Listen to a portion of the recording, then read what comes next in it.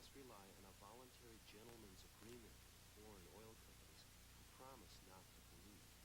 And the government critics say Petroecuador is responsible for many of the. Good evening.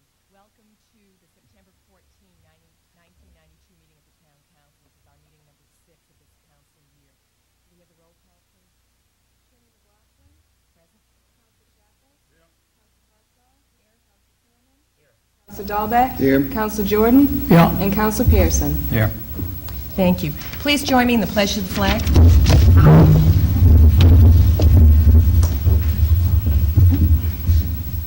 I pledge allegiance to the flag of the United States of America and to the republic for which it stands, one nation, under God, indivisible, with liberty and justice for all.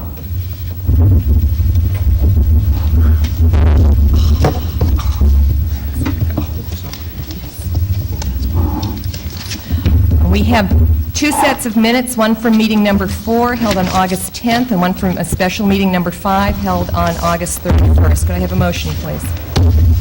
Madam Chair, I move acceptance of both sets of minutes.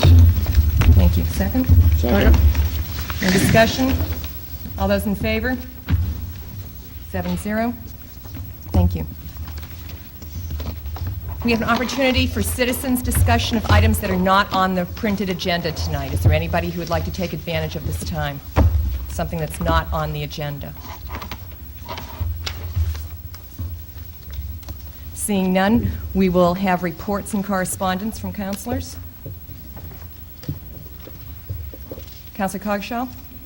Yes, Madam Chairman. In my capacity as Chairman of the Ordinance Committee, I received some information and a suggestion from one of our citizens that we consider implementing regulations regarding wood stoves and their emissions. There are new federal standards, and a lot of the stoves that are still being used are the older ones that don't have the catalytic converters and create a lot of air pollution. So we can take that up at some time in the future. Okay, the ordinance committee. Very good, thank you. Anything else, councilors? Mr. Councilor Chairman, Chapel. meeting of the Regional Waste Services Board was held the 23rd of August, and it was a very interesting meeting. The main crux of it was that we had a report from the Guthrie Group as to what the people in the different communities knew about RWS. Well, I hope ours knows more than the average. It was pretty terrible.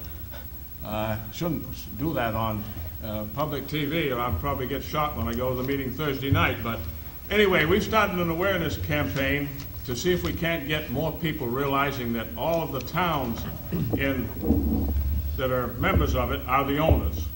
We own it, you and I.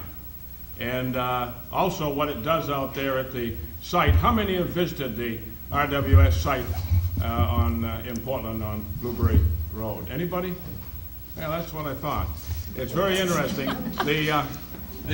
What they're going to do, and I think it's going to be good, is they've gone to a great deal of work and expense to get a beautiful bound, and this is going to be given, these books are to all of the different communities, the school departments, and see if we can start with games and questions and answers, and for the different grades and so forth, of what the ecology is, what the environment is, and what recycling is.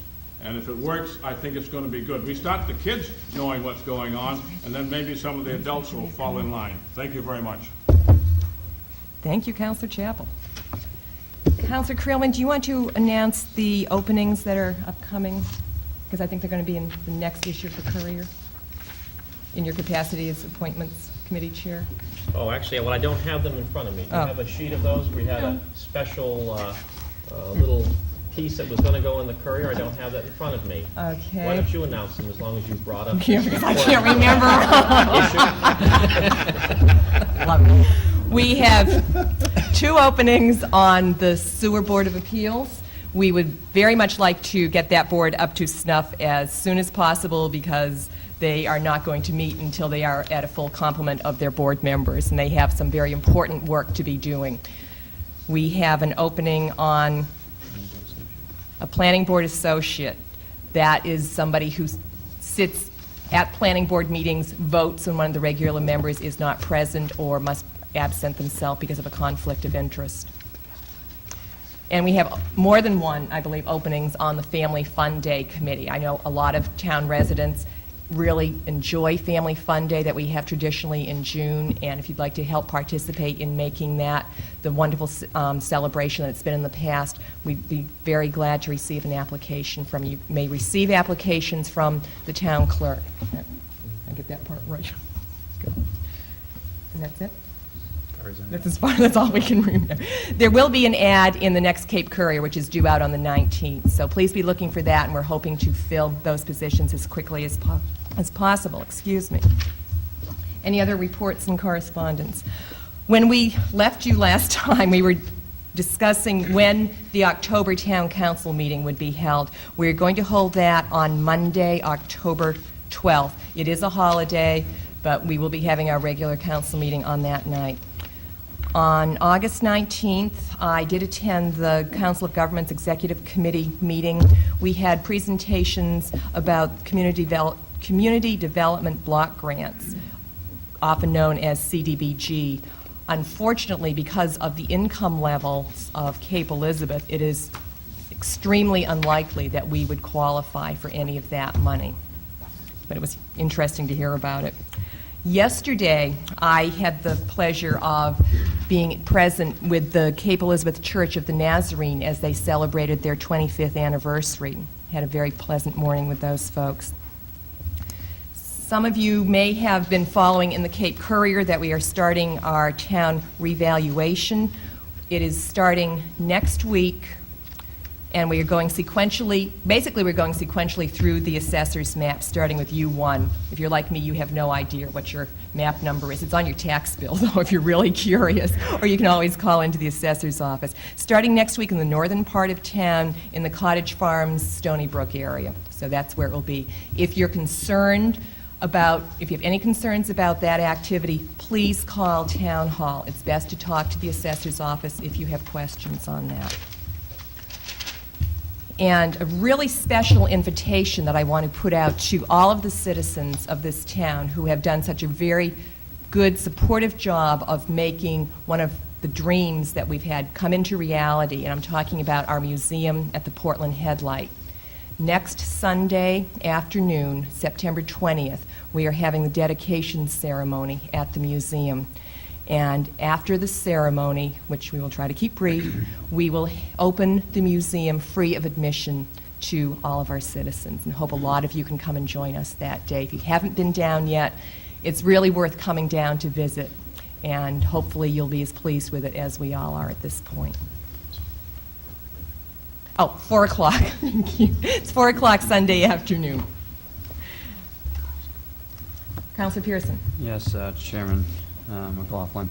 I was just wondering if anyone had seen in this Sunday's comics, the Blondie comic strip seemed to have a lighthouse that looked awfully familiar. And I was wondering if they might be catering that event. Well, we haven't yet informed our regular caterer that she might have some competition, but Henry Adams did inform me this morning that he was quite concerned and wanted to know who was catering that event for our special invited guests. I said it will not be Blondie and Dagwood, however, but honestly, it is Portland Headlight in that comic strip. Unanimously agreed on that. Something that I've been made aware of just this evening is quite a very nice honor for one of our counselors, and this, I'm talking about Counselor Wayne Creelman, has been asked to be on the National League of Cities nominating committee. And that's a very nice honor. He's in, I'm not going to read all these names, it's going to impress everybody as much as it does some of us. Some very impressive names of people you will be serving with, and we're very pleased to have that honor for you. That's really a treat. Thank you, Jenny. I think part of this is worth reading. He received this from Glenda Hood, who is the president of National League of Cities. It says, your leadership in NLC over the years, your understanding of the membership, as well as NLC's needs. well qualify you to serve on the nominating committee. It's well Thank you. put. Congratulations. Okay. Any other reports and correspondence this evening? All right. Let us move on. Our first item is item number 52, which is to consider approving games of chance for the Soccer Boosters Club to be conducted at the Paputic Club and take any necessary action. Since I have a daughter playing high school soccer and therefore I'm a member of the Soccer Boosters Club, I am not going to participate in this item. I'm going to ask Councilor Creelman to chair this item. Thank you. Thank you, Madam Chair. As we were just informed, item 52 this evening is to consider approving games of chance for the Soccer Boosters Club. This would be conducted at the Paputic Club, and we're to take any action this evening. We have before us a application for license to operate a game of chance with a variety of very distinguished Cape Elizabeth and South Portland soccer boosters attached to this application. I would, at this point, defer to our town clerk and ask if all this is in order. Yes, it is in order, and it will be held on October 3rd. And tonight, at your seat, you should have received an updated copy of the Soccer Boosters list. I believe there is a representative here if you have any questions. Are there any particular questions on the part of my fellow councilors with regard to this very important fundraising event for the soccer players? No, I move we approve it. Second.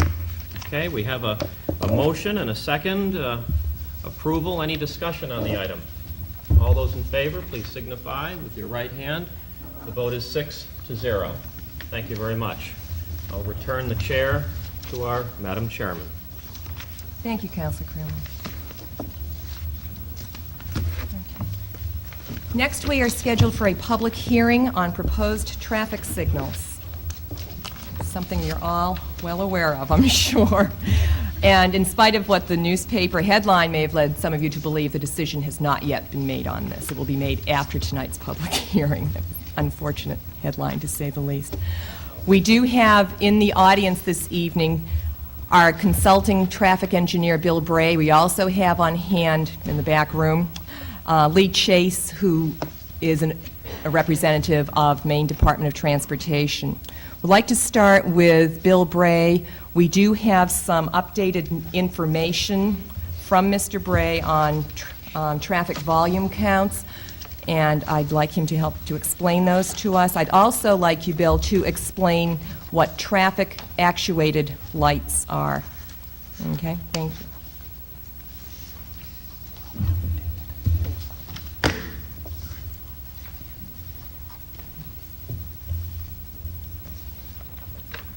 Good evening.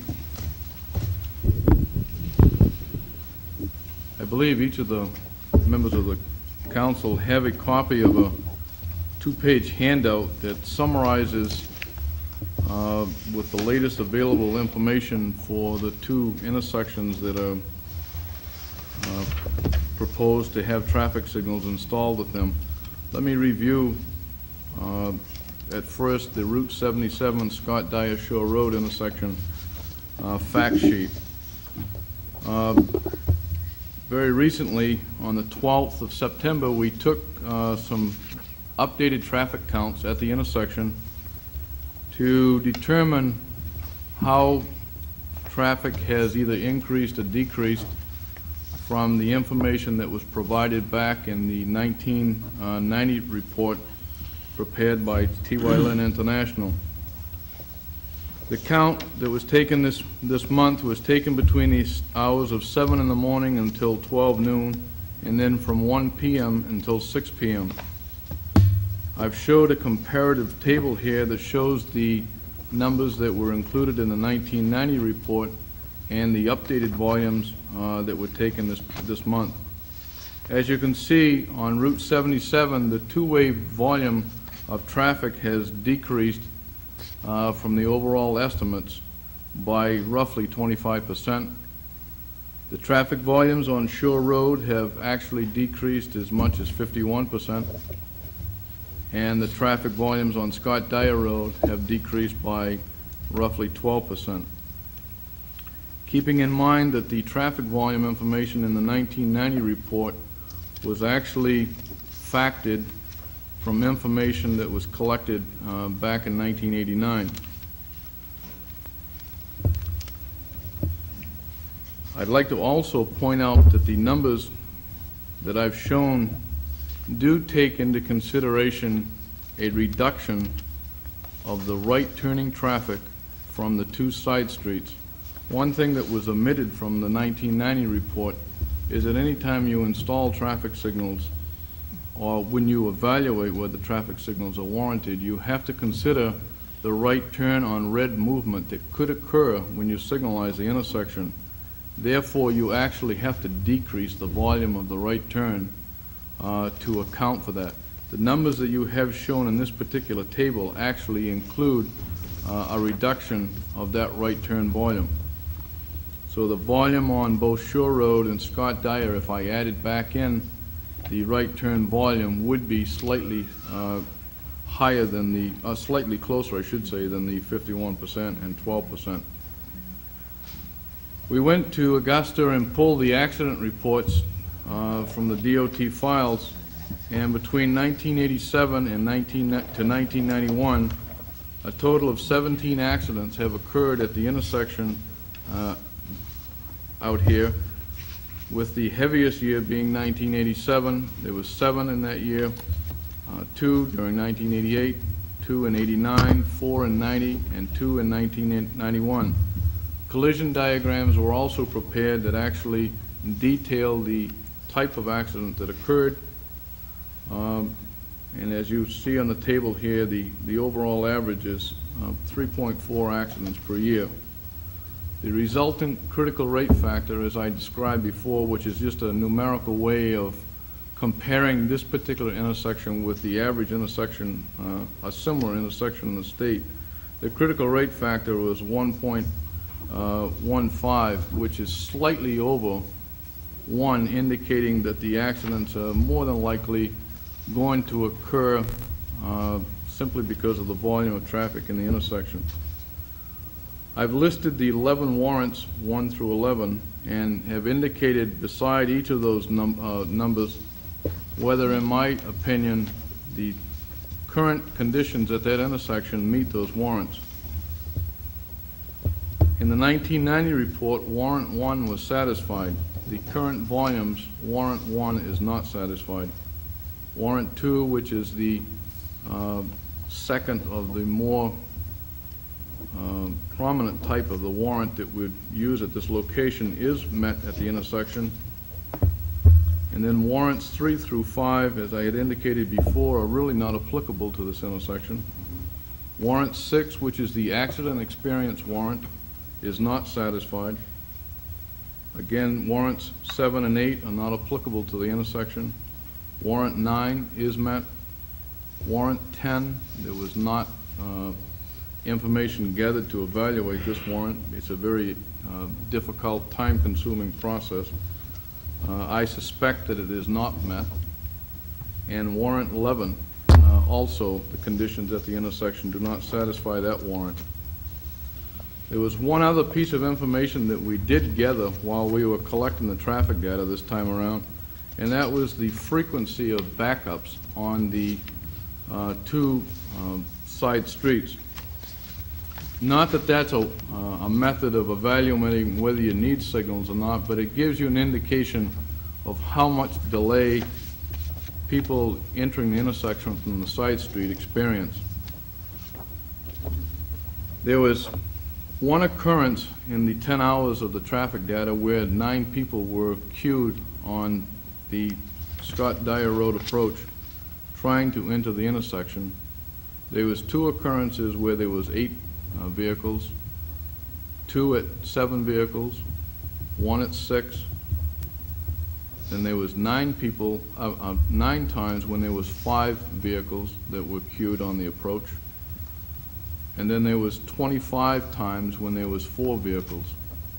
The rest of the time throughout the day, and this tally, if you will, was kept track of every in 5-minute intervals, were either anywhere from 3 vehicles or less were counted during the other periods of time.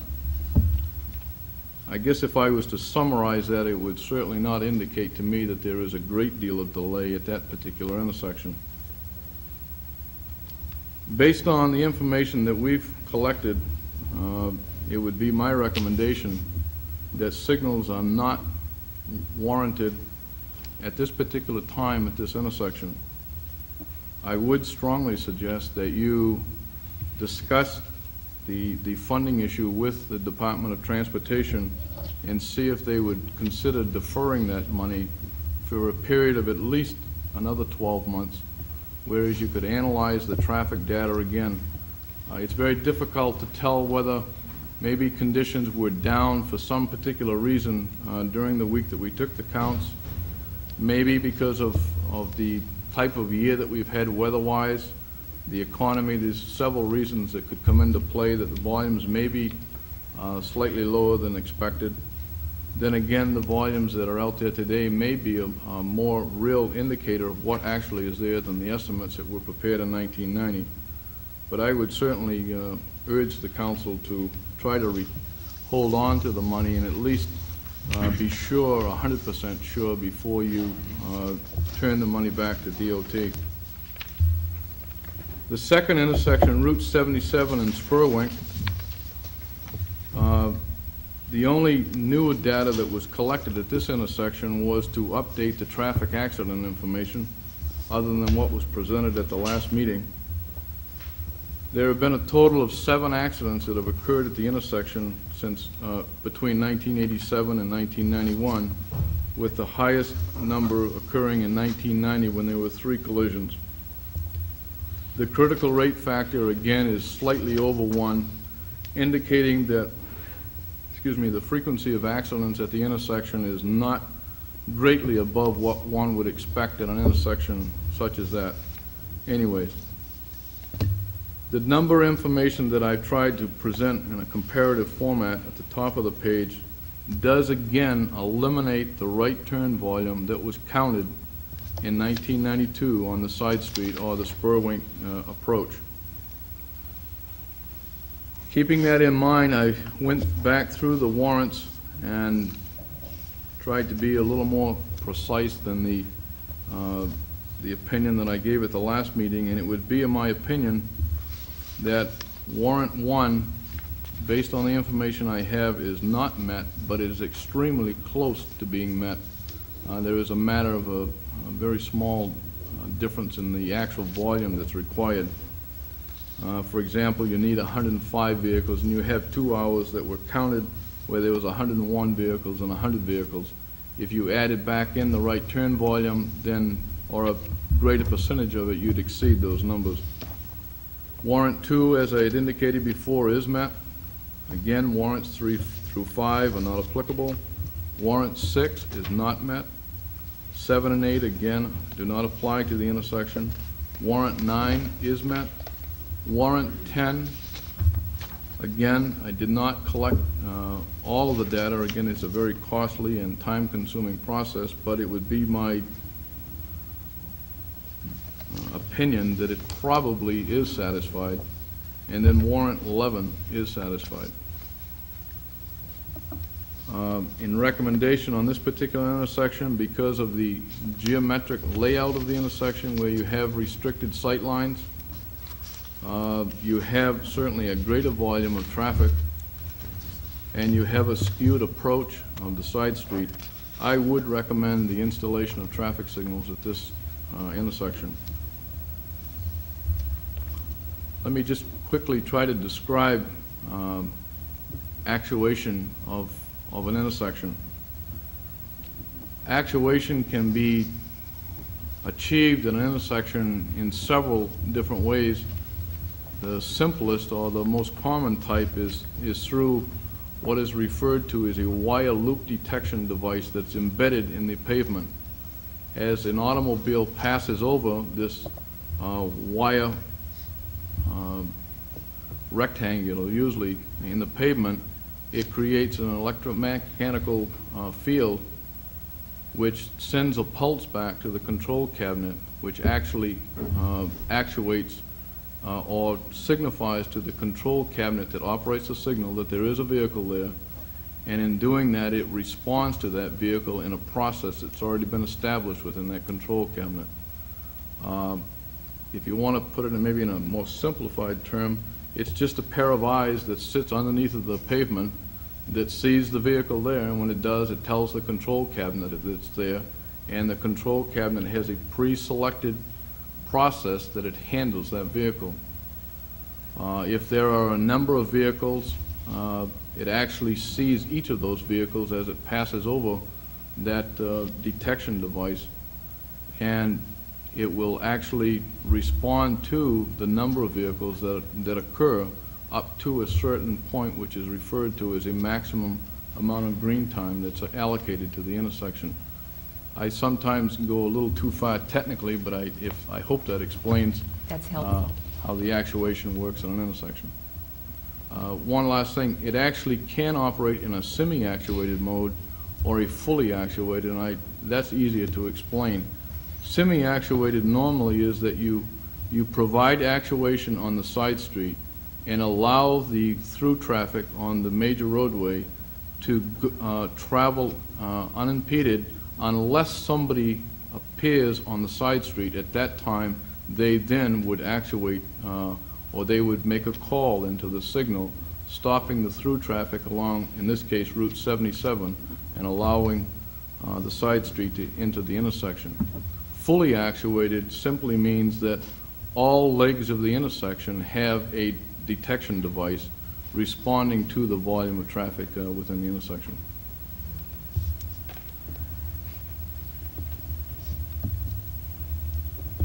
Great. Thank you.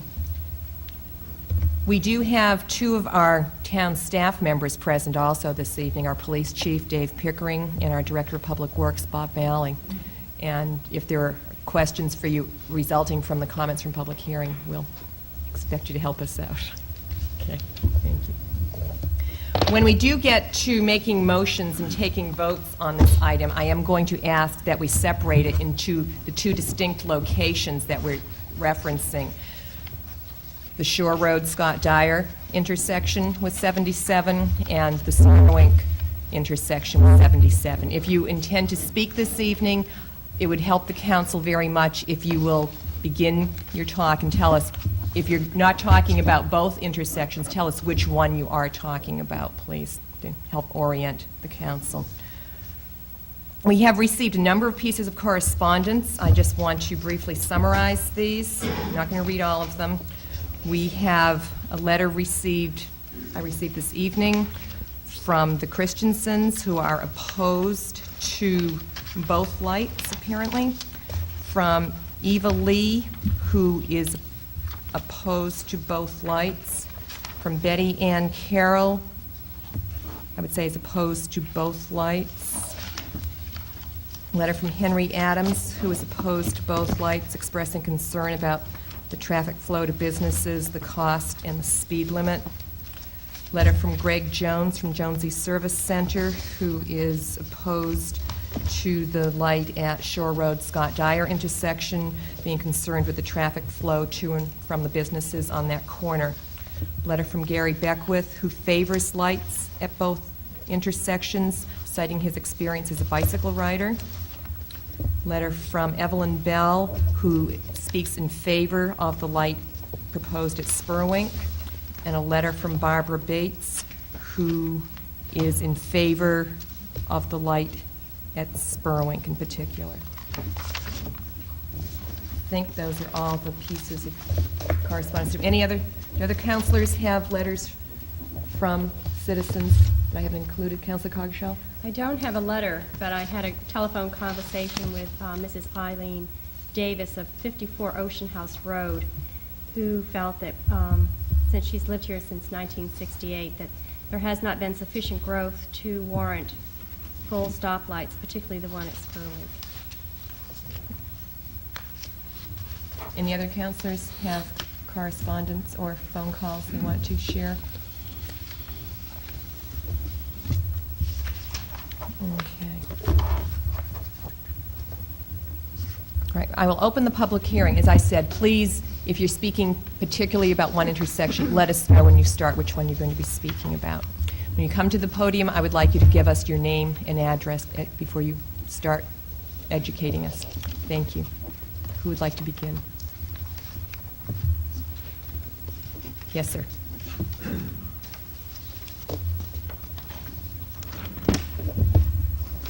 I am Roger Ray, a resident of Cape Elizabeth, and I would like to speak about the Spurwink intersection problem. Thank you.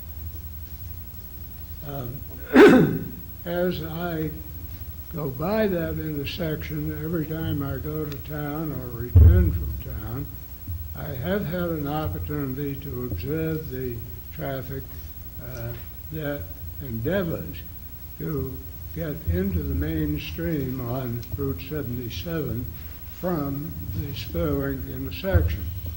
I think the thing is exactly as a resident of Spurwink Avenue put it. That is, they come from Spurwink Avenue, come up to the intersection, find that traffic is not going to let them in. No, sir, they're not going to let them in. They're going to speed up a little just to show that they can't dart in. The Spurwink Avenue traffic waits until there is, he thinks, an opportunity, and he darts across. Now, the other day, it just happened, this was not at the rush hour, this was the middle of the afternoon. There were 3 cars on Spurwink Avenue waiting an opportunity to turn toward South Portland.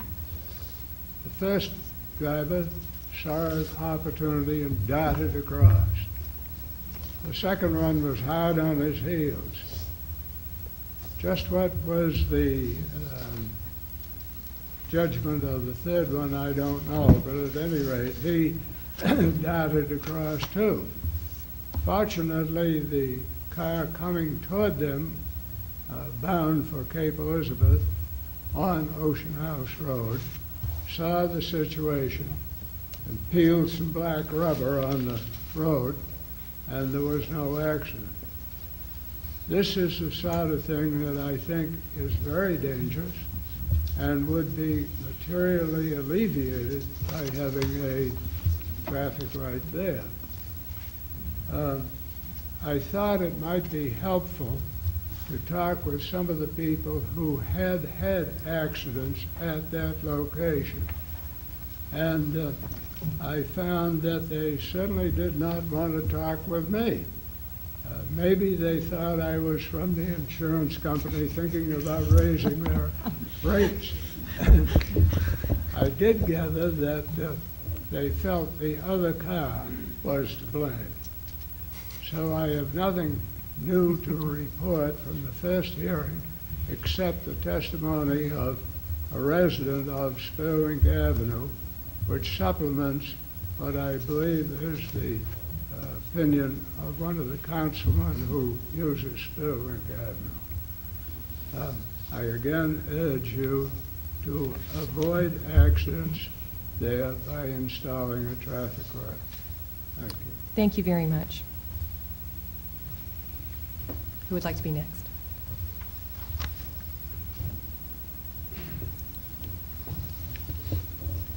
My name is Richard Hall. I live on 35 Reef Road. I'm a resident of Cape Elizabeth 32 years. I'm against both lights. I will give you some incidences why I'm against both lights. In all the years that I've been out here, I have never, ever had any major delay on making a turn either at Spurwink or at Scott Dyer. I use Spurwink because I belong to Centerboard Yacht Club in South Portland. I come back frequently with a trailer behind a car, and not only do I have to get into that intersection, I have to pull a trailer in behind me. Never had any problem if you have patience. You have to have patience in this world. The moment that we put in stoplights, you're going to get kids and people, I won't say just kids, you'll get grown-ups trying to run stoplights.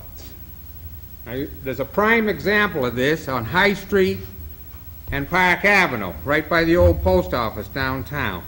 People come down that hill and they say, oh, I can make it through that yellow light, and they shoot. And you're going to get the same, not quite as steep an in-grade, but you're going to get a grade at Spearwink there, where somebody's going to try, when that light is going between yellow and red, to run that intersection, and you'll get an accident probably more frequently than you do right now. The engineer you had here, I don't know, he said there was backup. I'd like to ask this question of 9 cars at one time. Was that on both sides of Scott Dyer, or just 9 cars on one side? I understood it to be just on one side. Is that correct? Thank you. There were 9 cars on one side. I don't think I'd ever seen that in all the times I've been here, but, so I'm against putting lights in. I just can't see at this time any reason for slowing traffic. As I say, I've never had a problem making traffic, but you have to be patient. And if you're not patient in this world, you're going to have problems anyway. Thank you. Thank you. Yes, sir, in the back.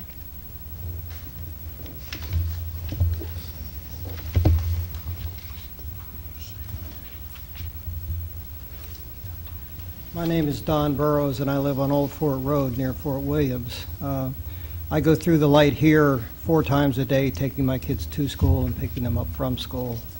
I go through the Spurwink intersection frequently, but not that often. I think the Spurwink intersection definitely needs a light, because there is that problem of being able to see around the curve. The problem that the other gentleman brought up about the light, people running a yellow light, lights are frequently set so that once the light turns red, it's gone through the yellow and it turns red, there's a slight delay for the green to come on the other way. So that pretty well takes care of that problem, unless the people run red lights. The intersection here, I think, is frequently difficult to get through, and I think that either there should be a traffic light here, or the speed limit should be reduced to 25 miles an hour on Route 77. And because lots of times you almost can get through, but there's frequently, if you're coming down Shore Road this way, there's frequently somebody turning left from Scott Dyer Road. So you're never sure if you're going to get through or not.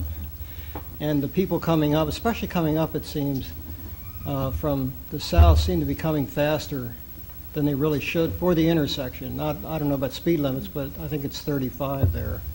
And I think if that were reduced to 25, it would probably make it a lot easier to get across that intersection and make a left turn without getting into trouble. So I'm in favor of both lights. Thank you.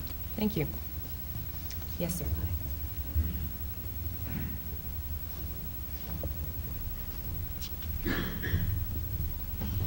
My name is Chris Simmons, and I live on Pleasant Ave, down by the golf course right off of Spurwink. And basically, I'd like to address the light at the Spurwink intersection. I own a small landscape company, so I'm pretty much all over town all day long. And I don't have any problem going through the center of town. But coming down Route 77 towards South Portland, if you have to make a left-hand turn onto Spurwink going toward my house and toward the golf course, it's especially hard because if traffic's coming towards you, you have to pull over to the side, and then people are darting around you. And I'm pulling a trailer all the time. And it's pretty scary. And another instance is in the morning when I take my kids. I got two small children, real small, like 2 and a month old. And you take them to, if I'm taking them over to South Portland to daycare, I've got to go across 77. And the way the road's set up, you have to look back up toward the center of Cape, up this way, and you really can't see hardly at all, because there's a hill that comes up through there too.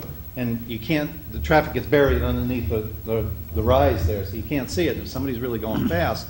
And the speed limit there, I think, is like 45, I think it is. And 35. How much? It's 35 through there? They're still going 45. They're still doing 45. They're still, I don't care what the sign says. And everybody's still speeding like mad. And if you're going to go across there, then you got to watch that traffic come that way. And coming out of South Portland, everybody's going really too fast. And, you know, coming into the center of town, everybody kind of slows down anyway, because the center of town has a lot of activity and everybody knows that. But that's, you know, not desolate, but it's, you know, a low-profile intersection. And going across there, especially like in the winter if there's a snowbank there, it gets really hard then. And if you're coming from South Portland back toward the golf course across on Spurwink, that map doesn't really show it the way it actually is. It's kind of angled off toward the north sign there. It's not like this, it's angled up toward the north sign, more than that, than the little map there shows. And it's the same problem, because you still got to look off to your left, and you really can't see what's, or in that section, you got to look down to your right towards Southport, and you can't see what's coming up the hill there. And especially like in the winter, if there's a snowbank there. I think we really need a traffic light there at that intersection.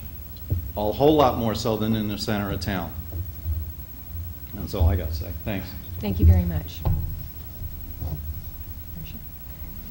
Somebody else like to speak? Yes, sir.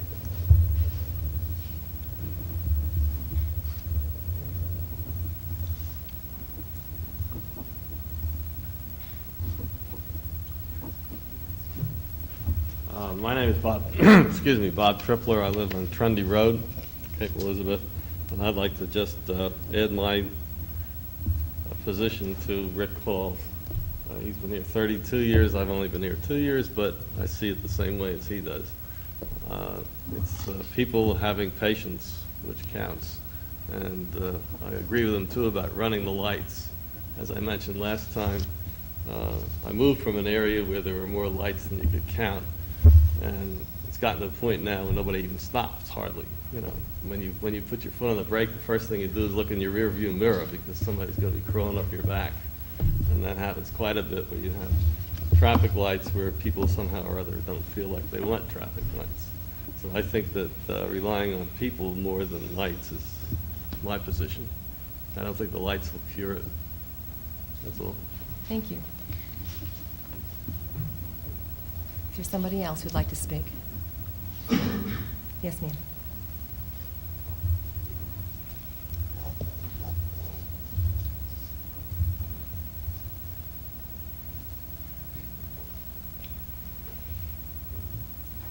My name is Joan Ralston. I live on 12 Waben Road. We've lived here for 10 years. Unlike some of my neighbors, I'm speaking particularly about where Shore Road comes into 77. We go up to Fort Williams practically every day of our lives, and coming back, trying to turn south across 2 lanes of traffic plus whatever is turning from Scott Dyer south, we have had to wait as often as 10 minutes. During the summer, this is between Memorial Day and Labor Day, when the summer crowds are here, people rushing down to Crescent Beach or to Light State Park. Sometimes in despair, we have turned north with the traffic, go up to the Veterinary Center at Cape Elizabeth, turn in there and turn around to be able to get the line back. There is the same problem leaving Jonesy's Service Station or Casco Northern Bank, and even my good friend Henry Adams admitted he had problems getting out of the IGA shopping center because he has to turn north across 2 lines of traffic to come home. During those times, this is not needed all year round in our opinion, but I think during the times of the heaviest traffic and the tourist season, it would be a great help, and I also urge the council to think of the safety of pedestrians during those times who have to cross 77 on foot. Thank you. Thank you very much. Is there somebody else?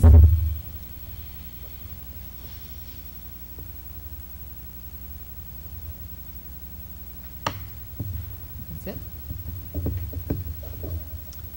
Okay. Lee Chase, I'd like you to come out and join us, please. A question was brought up about speed limits I'd like you to address on Route 77.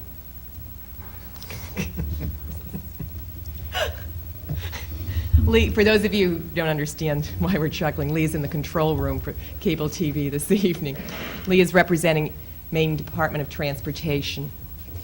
I fixed it so we're on camera 3 and no one will really see anything. I don't think that's fair. Speed limits. Yes, please.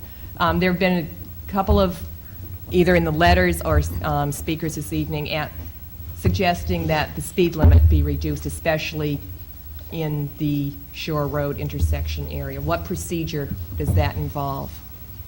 Well, basically, a request from the town, probably through the chief of police, and I, as a representative of DOT in this area, would meet with him, and we'd review the good points and the bad points of reducing the speed limit. So And make an evaluation. This has to be recommended from us to the Commissioner of Transportation and to the Chief of the Maine State Police, where it's evaluated at that level and the decision is made. All we do at this level, all I do and the Chief and you people can do as well with your input is recommend and suggest what we would like. But the final decision is a joint decision between the Chief of the Maine State Police and the Chairman of the Highway Commission. Okay, so it has to be town-initiated. It's not something that It should be is town-initiated. imposed. Within an urban area like this, we usually ask the town to initiate it through their local government and police chief. In a rural area, it's handled a little differently. Great. Do we have any other council questions for Lee while he's here? Council Cogshaw. Yes. Mr. Chase, are you the one we should be asking about whether or not we would be able to retain funds and use them for similar corrections in an intersection? Normally, yes, I would be the one to talk to, but during the present times, DOT is in real difficult financial straits. Even today, we were meeting with the governor looking for ways to reduce funding, reduce expenses. So I wouldn't dare to make the promise that these funds can be reserved. I think it's something that the council, probably through Mr. McGovern, should contact Dana Connors and decide just how this should work. Basically, signals and projects on the federal road system in this area go through the PACS process, the Portland Area Comprehensive Transportation Study. These signals that are proposed here worked up through a priority network and were presented to the Commissioner of Transportation, and he approved this package that the signals were in with several other projects in the greater Portland area. So it's really difficult at this point for me to really pin down what might happen to funds. Actually, the town doesn't have any funds at all yet. It's just a promise that a percentage of this project will be paid for the state if the town comes up with their portion. And I don't believe we haven't finalized that yet. We're still waiting for the town to decide what direction they want to go in. But there are funds for the package, as I call it, with several projects, and the commissioner says, okay, we'll fund these. So you got that process that you may have to go through again if you don't do something now. I think Mr. McGovern's very familiar with this process. Yes, we've recently compiled our list for the next PACS process. Councilor Dahlbeck. I just want to check, I don't know whether you're the appropriate person to ask this of, or whether the chief or Bob would be the appropriate person, but who controls the markings on where one should stop in the roads? One of the concerns, particularly on Spurwink and coming up to 77, is that if you ever stopped at the stop sign, you're 100 yards, it's a little overkill, but not too much, I don't think. But you're a long way from Ocean House Road. And somehow or other, it has struck me that that's not marked as well as it could be marked. In contrast, the road I use as contrast is, I think it's Nutter Road that goes from Evans to Highland Avenue in South Portland, which enters Highland Avenue at an angle. And they have marked the road, painted the road so that you come up right to Highland Avenue and you come up perpendicular to Highland Avenue rather than at an angle, which sometimes can make it hard to see in the right. Who's responsible for that? These type of- particular locations are responsible, the capable is be Bob Manley, the chief of police. Thank you. I will. Do we have any other questions for Mr. Chase? Thank you very much, Lee. Very well.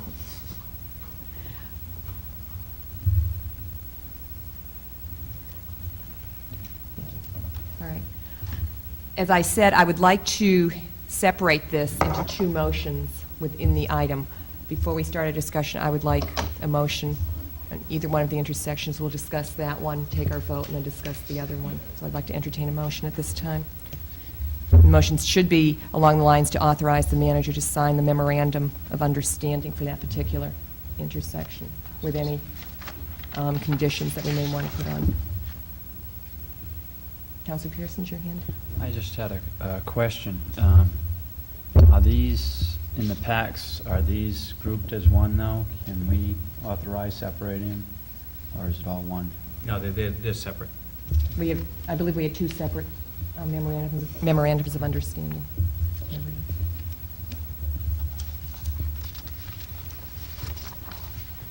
Councilor Coggeshall, thank you. I move that we authorize the town manager to sign the memorandum of understanding accepting funds for the traffic light at Spurwink and Route 77. Do we have a second? Second. Thank you. Discussion?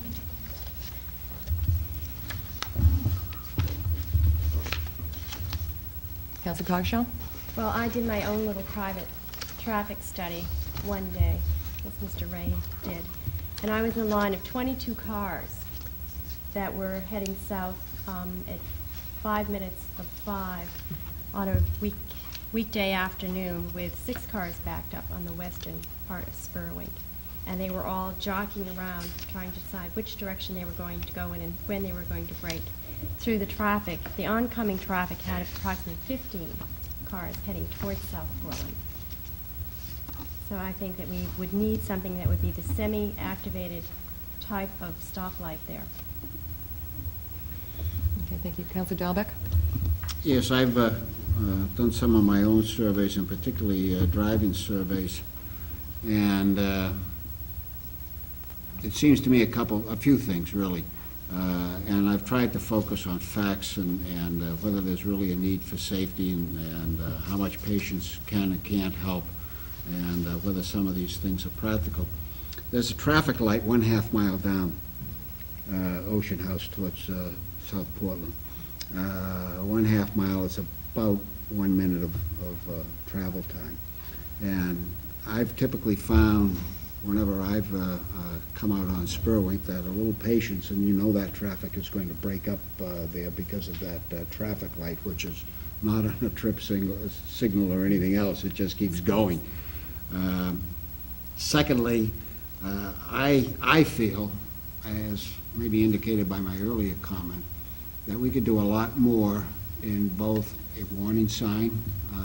There is the blinking light, but there's nothing else in many an intersection around that you see that says intersection ahead or some such thing. And in particular, on marking that intersection so people are not trying to stop well back of where they have good visibility. If you're up towards the road, and even in my car, which is not a very high car, it's different than my pickup truck. I can see anything any place with that, but in my car, if you're reasonably close to Route 77, you have very good visibility. I mean, you can see there are a couple hollows, but the cars never get halfway out of sight as near as I can tell. So I just have a feeling that really we can improve the situation there if we can get people to stop at the right area, closer to the road, and not have to be bothered by a traffic light. Thank you. Councilor Creelman? Well, I'd just like, firstly, to thank Mr. Bray for updating the information that we do have. It's certainly a lot easier to vote on something when the data is as current, at least as it is for us this evening, and I appreciate the updated information, as well as the memorandum from Chief Pickering that, again, was very helpful in terms of being as clear as possible about the nature of the injuries, as the cost of the injuries, and really how many there were. Again, I've tried to make an independent judgment on both of these intersections, and at least with regard to the Spurwink one, I've really, in the last two public hearings, not heard anyone say that the Spurwink intersection is a safe intersection. I mean, that's one thing that I've not heard anyone say. I've heard that people cause accidents and a variety of other human errors can be responsible, but in terms of it being a safe intersection, it doesn't seem to be a safe intersection aside from the numbers.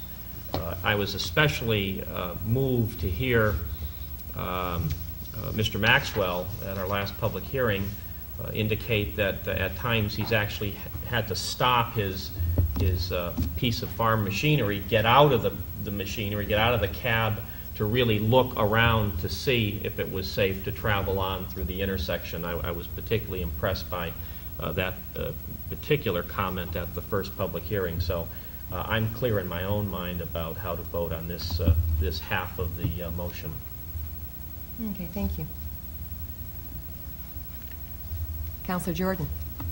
Yes, I just want to say is that as far as the Spurwink intersection, which is the one that I use, I think more often than the one in Pond Cove, but the coming on Spurwink Avenue from South Poland and going west, and you want to cross Ocean Street, you really got to get your nose out into the street in order to be able to see down there towards South Poland on Ocean Street and see that you've got time enough to get out and cross the street. I'm very much in favor of a light there.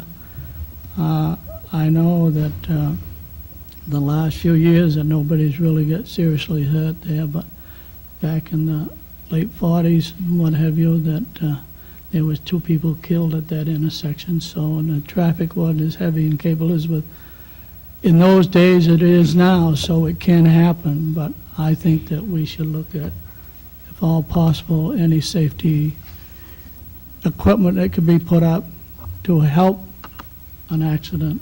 I think we ought to do it, and I'm very much in favor of the Spurwink Avenue intersection light. Thank you, Councilor. Anybody else care to speak? Councilor Pearson? Yes, Chairman McLaughlin.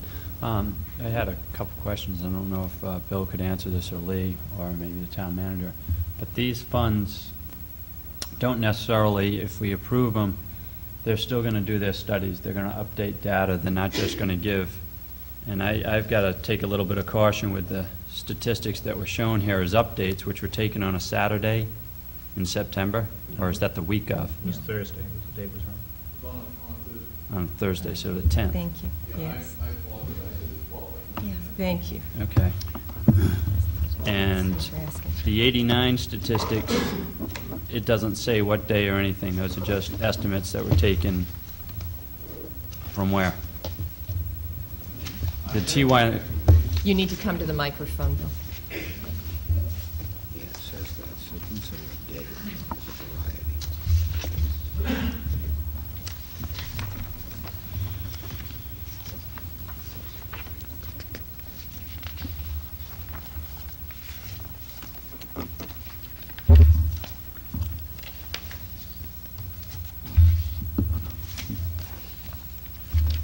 I have the date, but I don't have a calendar, so I can't tell you. I know they weren't a weekend day, they were a weekday. I Right. just don't know which day of the week they were. Those are the TY Lin No, we statistics. were referring to the Spurwink intersection, right? That was performed by PAX. All right. T.Y. Lin was the one that did the study for the Scott Dyer Shore Road intersection. Okay. This was evaluated by PAX, though. Okay, but it does give the month? Yes, they were taken during the month of July. July, Right. okay. I just, to compare July to September is a little amiss. I just, Yeah, your July numbers would generally be somewhat higher than what Okay. you'd expect during the month of September. exactly. Now, the counts that were taken for the update were actually taken during the month of August for the Spurwink intersection. The ones that I just recently updated were at the intersection of Scott Dyer and Shore Road. Okay, thank you. And then another question, now, as I started mentioning, these funds, I don't have the original sheet that we had last month, but they also, there's a study phase, and then with recommendations presented to whom? To MDOT, or do they come back to the town for approval too? If we specifically request MDOT to consult with the town on the specific design, they will. Because, you know, this is all in keeping what Dick has said, and a lot of other people have expressed concerns with speed limits and whatnot. Because that's why I wanted to package both and say, let's do a study on both of them.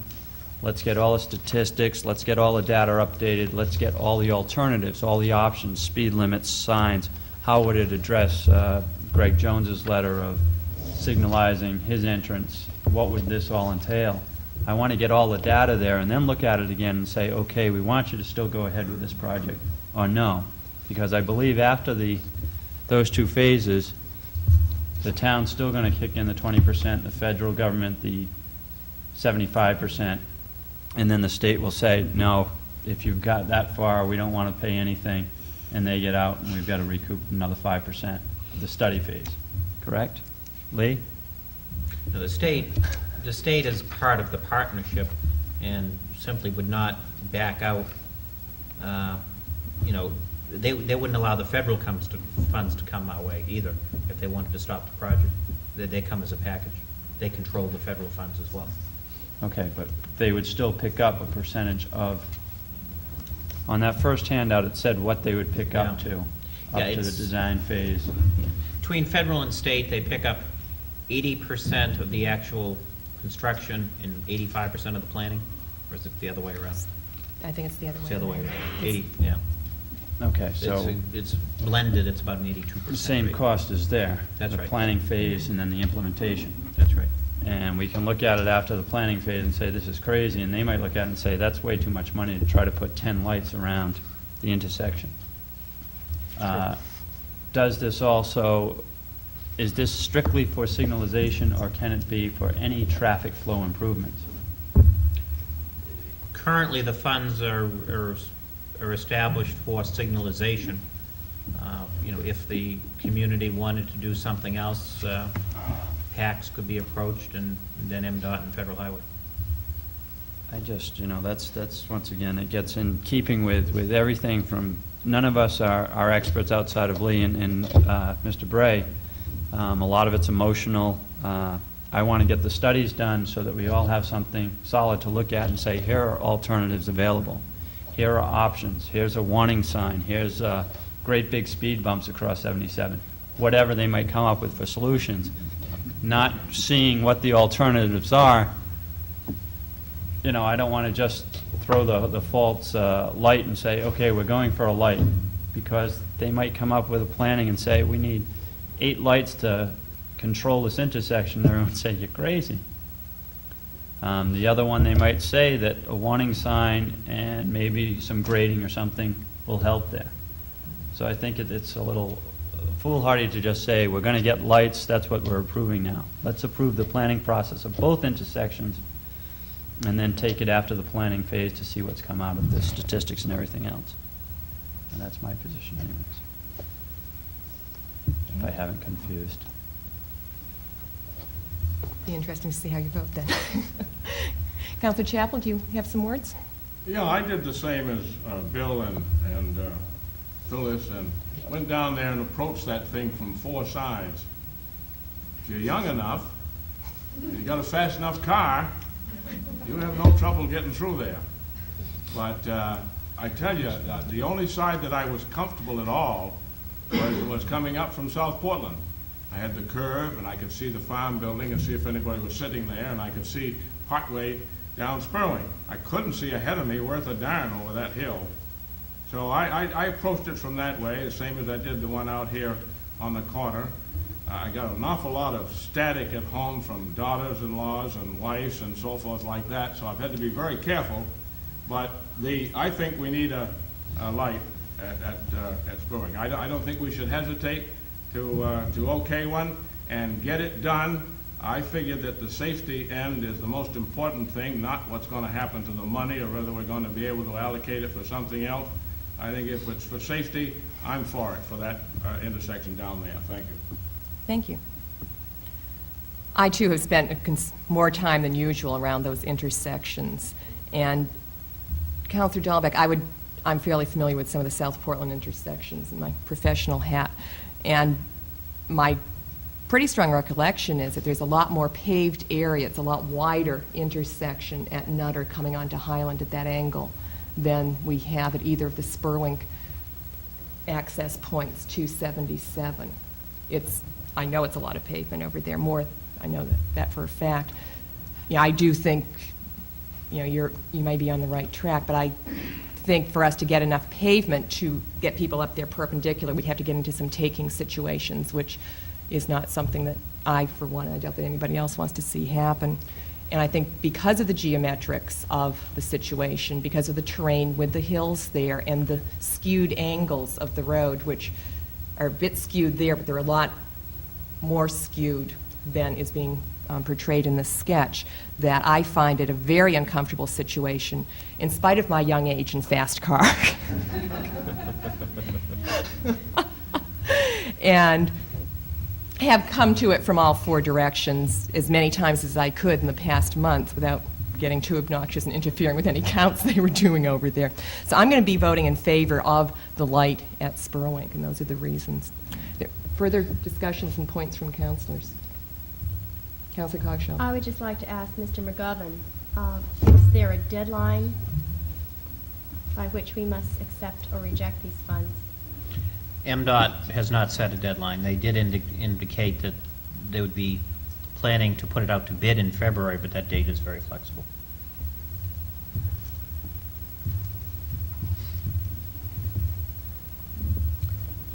I'm going to ask the clerk to read the motion again, and I'm going to ask for a roll call vote. The motion would be to authorize the town manager to sign a memorandum of understanding to accept funds for traffic lights at the intersection of Spurwink Avenue and Route 77. Okay. We did have a second on that. Could we have a roll call vote, please? Council Chapel?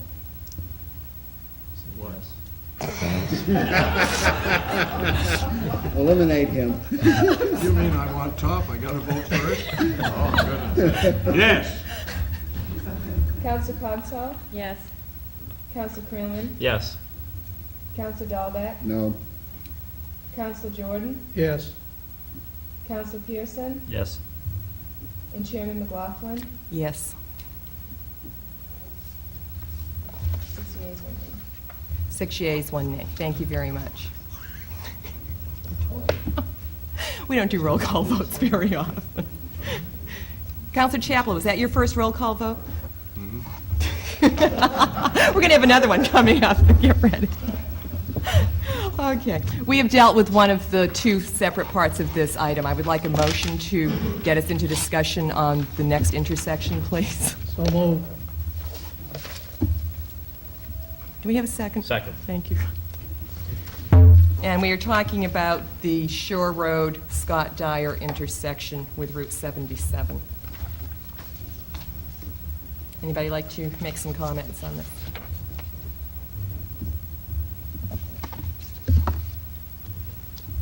Councilor Creelman. I wanted a clarification, and if the chief of police would be kind enough to come up to the podium. One of the issues that appears to be a little bit more confusing with regard to the 77 Shore Road intersection is the fact that the chief has really included a variety of accidents, really from Fowler all the way down to Maple. And I'm curious from the point of view of why is it that you've used those particular endpoints as parameters about adding up, the property damage and the numbers of accidents and that kind of thing.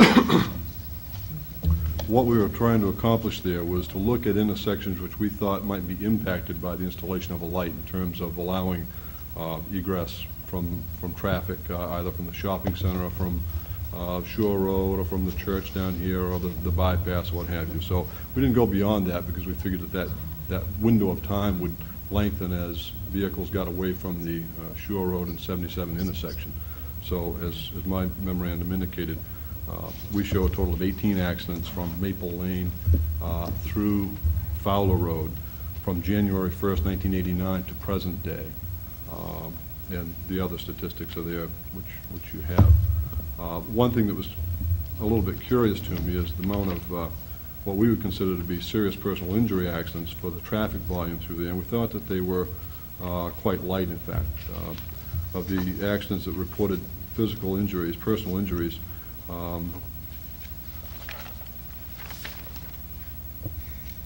we had one that was coded as non-incapacitating injury, which would be something that has a visible injury, cut, bruise, what have you, and 8 injuries were coded as possible injuries, which could be nothing more than a complaint of pain.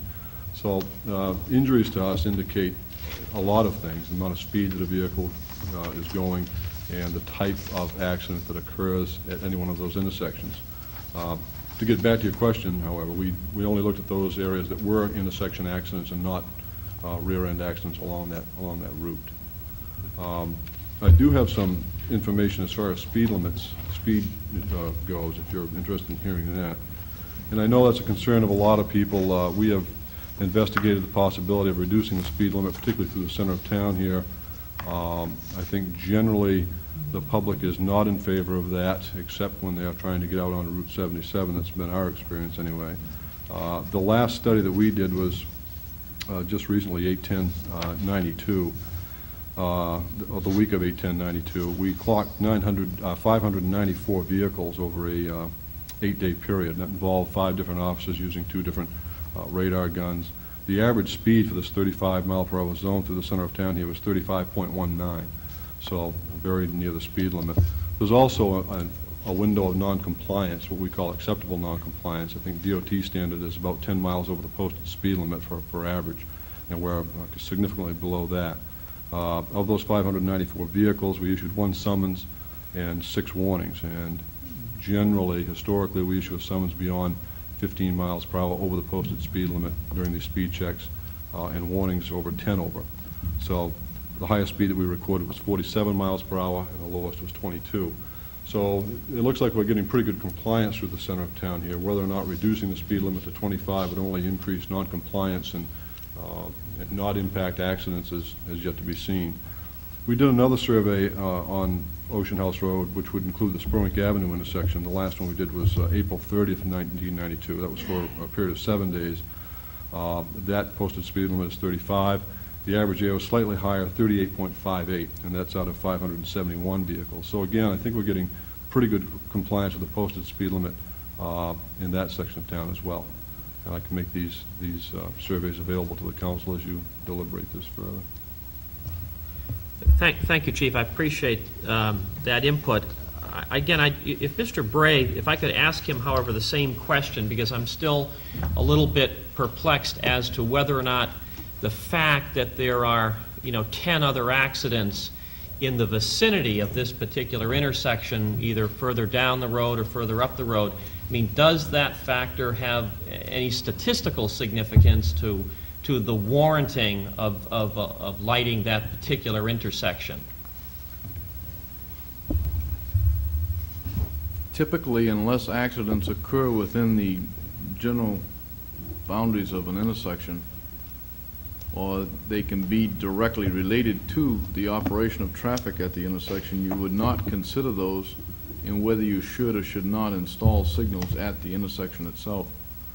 Oftentimes, a traffic signal can improve downstream traffic accident conditions. You can also have the reverse condition, where a traffic signal may actually increase the frequency of accidents downstream from the intersection. Without looking at the specific types of accidents that have occurred and doing some actual field measurements so that I'd have a better feel of how it relates to the intersection, I really would be a little weary of going beyond that as far as giving you an opinion. So I'm taking it then from your comments that in your determination of the warrants for this intersection, you did not include any of those other accidents. That's correct. Only the accidents that occurred within the intersection proper. Okay, thank you very much. Thank you. Counselor Coggeshall. Yes, I also have a question of Mr. Bray. In your traffic study of this intersection, Shore Road and Scott Dyer, and you gave us percentages of how it's reduced from the latest one in 1990. Part of what might have influenced that would be the school traffic pattern that's changed, where previously cars are able to exit and come out Scott Dyer after dropping their children off from school. Now if you're going down through the middle school area, you have to come out the lower area by the high school. So that would make the figures you have at this Shore Road Scott Dyer intersection perhaps not as high for that particular reason because of the change in the routing. Would you agree? Obviously, it has an impact on it. If I could steal this opportunity to just make a correction on something that I gave you for a piece of information. Okay. I had indicated that the volumes of traffic for 1992 for both Shore Road and Scott Dyer Road, I had taken a percentage of the right turn volume and subtracted it from that number. That was an incorrect statement. The numbers that you see there are actually the total volume that was counted on that approach of the intersection. So I have left the right turn volume in its entirety in that total. I apologize for that, but I happened to catch it when I was sitting back there. Just to elaborate slightly more on your question, there would be some impact, obviously, with the rerouting of traffic from the school, but I've also looked at the volumes of traffic on Route 77 itself, and compared to the 1990 volumes, that decrease in traffic is approximately 25%. So even if you take into consideration the change in the routing of the school traffic, I still feel quite comfortable in stating to you that those traffic volumes in 1990 certainly were much higher than what actually occurs at that intersection. Counselor Coggeshall. I had one other question. It's just in reference to it's not Mr. Bray. Oh, Thank sorry you very about much. that. I thought it was. You may relax. It was of a comment that was made at our last public hearing in reference to this intersection that was made by Rosemary Reed, who's on the school board. And she made a comment to the effect that the school board, I don't know if they're possible discussions or have actually begun discussions of having children, pedestrian traffic in that vicinity, of children living in the general area, not necessarily taking buses to school? We can't do that until we have sidewalks. But if we do have sidewalks, then you would probably Definite consider possibility. that policy. Probability. Very probable? Okay. Thank you. Any other? Okay. Other counselors? Questions of consultants or staff, or comments from other counselors?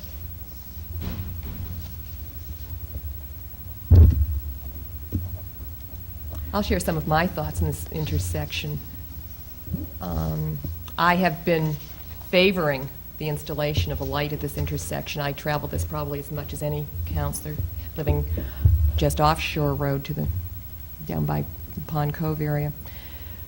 And considering the ages of the drivers in my family, I just figured out, the drivers in my family cover a good 65-year age range. So thinking of how all of us drive. So yes, there's some new drivers and some drivers who've certainly been on the road quite a while. As somebody said to me, there's a lot going on at that intersection. There still is a lot going on at that intersection. With the decrease in numbers, however, I'm rethinking my position on the light at this intersection. It would be wonderful if we had a fair chance, a fighting chance, at retaining some of these funds, I think, and helping out with some of the recommendations that we may be getting from our Town Center Planning Committee, who indicated to us that they would like to see alternatives explored in dealing with the traffic and the situation at this intersection rather than installing lights. But my reading of the letter we received last month from the chair of that committee was if there was no feasible alternative, then that committee would be in favor of the lights. And I think that's about where I'm feeling at this moment. I'm amazed at some of these numbers. Some of them have decreased so dramatically. You told us, and I didn't pay attention probably, what month were the 1990 studies? Was that July? For this intersection? If you give me a second here, Okay, I'll try to dig it out of the report. I just need a reminder.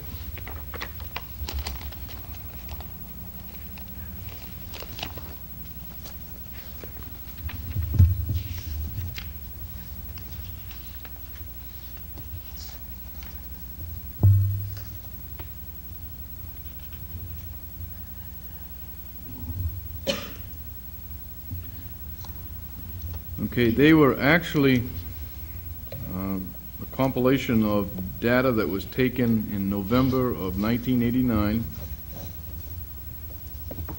and some machine counts that were taken back in 1985, and they were massaged, if you will, to create an estimated 1990 volume. The one key thing that I think I stated in our first meeting, and I know I didn't this evening, the thing that you really should keep in mind that the traffic signal warrants look at average traffic volumes. They do not look at peak traffic volumes. Typically, the month of September and the month of March, April are considered your average traffic volume months for a normal or a typical urban area. So I feel very comfortable with the numbers that were collected this past week at the intersection, that they do truly represent average conditions in 1992. Now, whether they'll represent average conditions in 1993, I certainly wouldn't want to predict that. But I feel very comfortable that they do truly represent an average day at that particular intersection. Thank you. I think that is something that I had been trying to focus on, was some of the peak hours. We did not have a lot of beach traffic this summer. We do have the most heavily used state park in the state at Crescent Beach. We didn't see a lot of beach traffic this summer because of the horrible weather that we had. There are certainly different traffic patterns during the school year than there are during the summer. Knowing what Shore Road and I'll assume Scott Dyer Road are like, with the high school students who drive to school or are driven to school in the morning. There's a very busy time.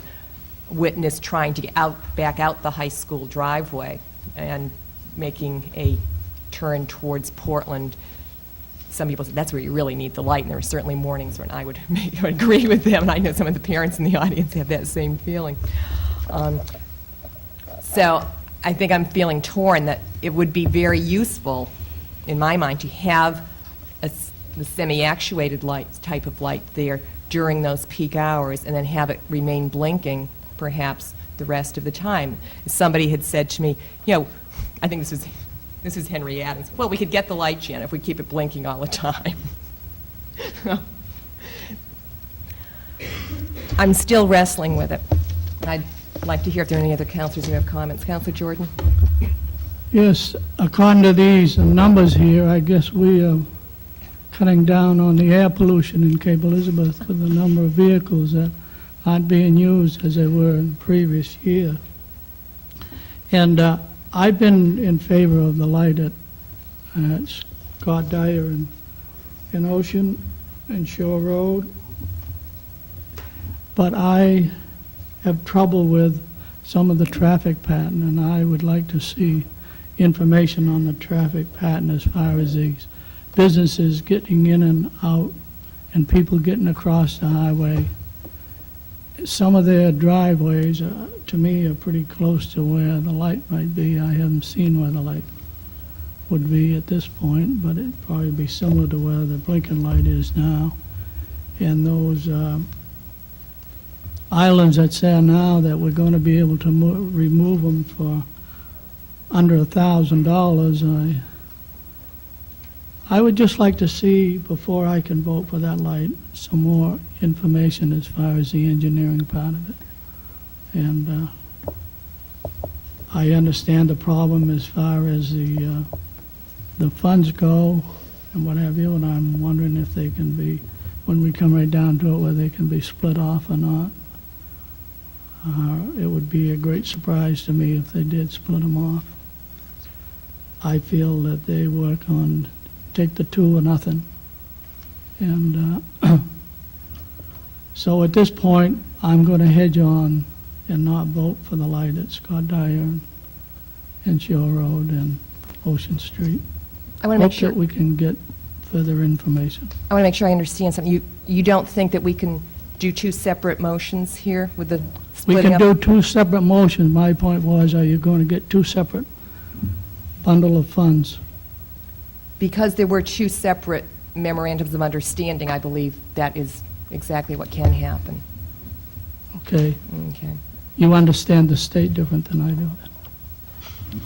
Nobody understands. I thank you, Counselor Dahlbeck.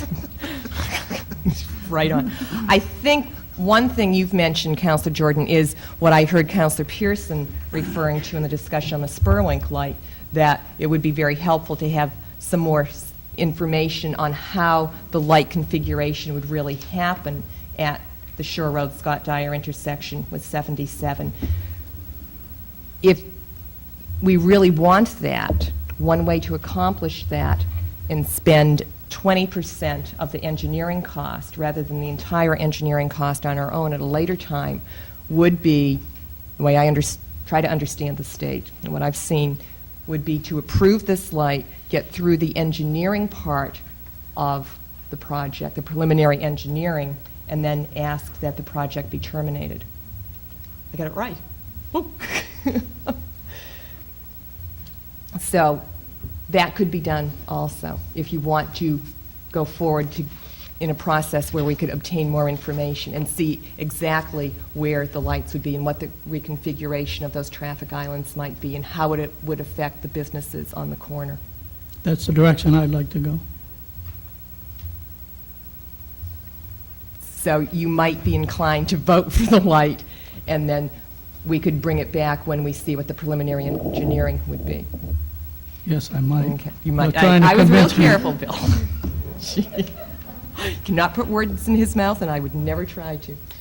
Councilor Cogshell? Can we add that as part of our motion, that once the engineering design has been done, that type of study, that it's brought back to us for a second consideration? I don't see any problem with that. Would Councilor Jordan, who made the original motion, be willing to modify it to include that statement? Yes. And the second? She can put words in his mouth. Do we have a second? Yes, I'll second it Okay. again. Do you have that, Ms. Guzman? Did you have anything else, Councilor Congressman? Councilor Dahlbeck? I started this process really being biased towards the need of a light, because like you, I agree that intersection can be a very confusing intersection. But a good part of what makes that intersection confusing also is the number of businesses that enter and exit from very close proximity to the intersection.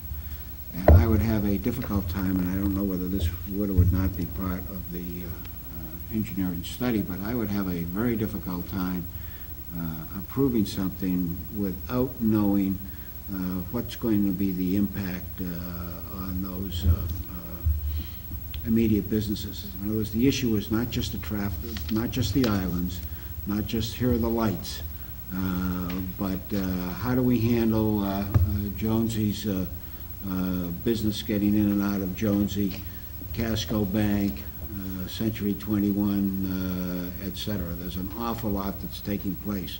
And I'm not sure whether that would all be in an engineering study. Somebody might answer that, or whether that has to wait for something additional from the town center report. Mr. McGovern? You can ask the state to include in the study whatever you wish to ask them. You know, if you're holding out the stick that you're not going to approve it unless you have all these things done, you know, you have the stick.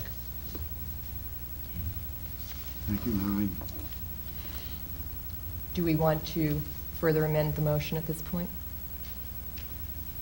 I would like personally to further amend it to make that point clear.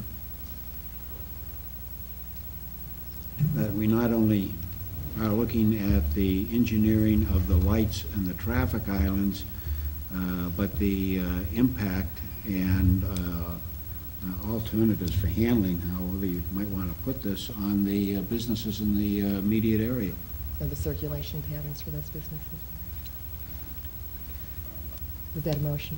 Was that an amendment to the motion? If it can be offered as an amendment, Madam Chairman, I would offer that as an amendment. Yes, sir. Thank you. I'm not used to dealing with as many amendments waiting to me. We need to, I need to get some help.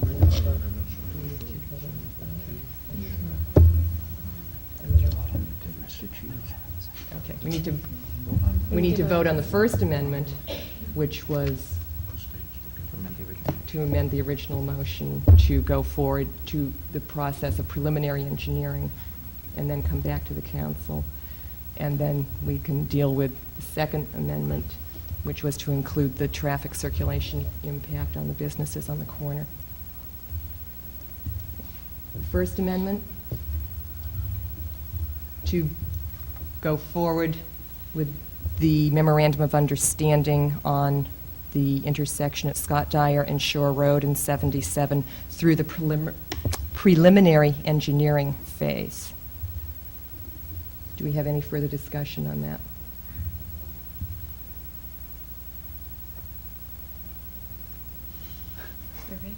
All those in favor? All those opposed? 5-2.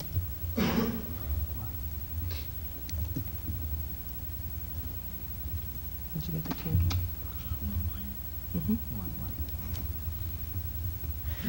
Okay, the second amendment is to include in that preliminary engineering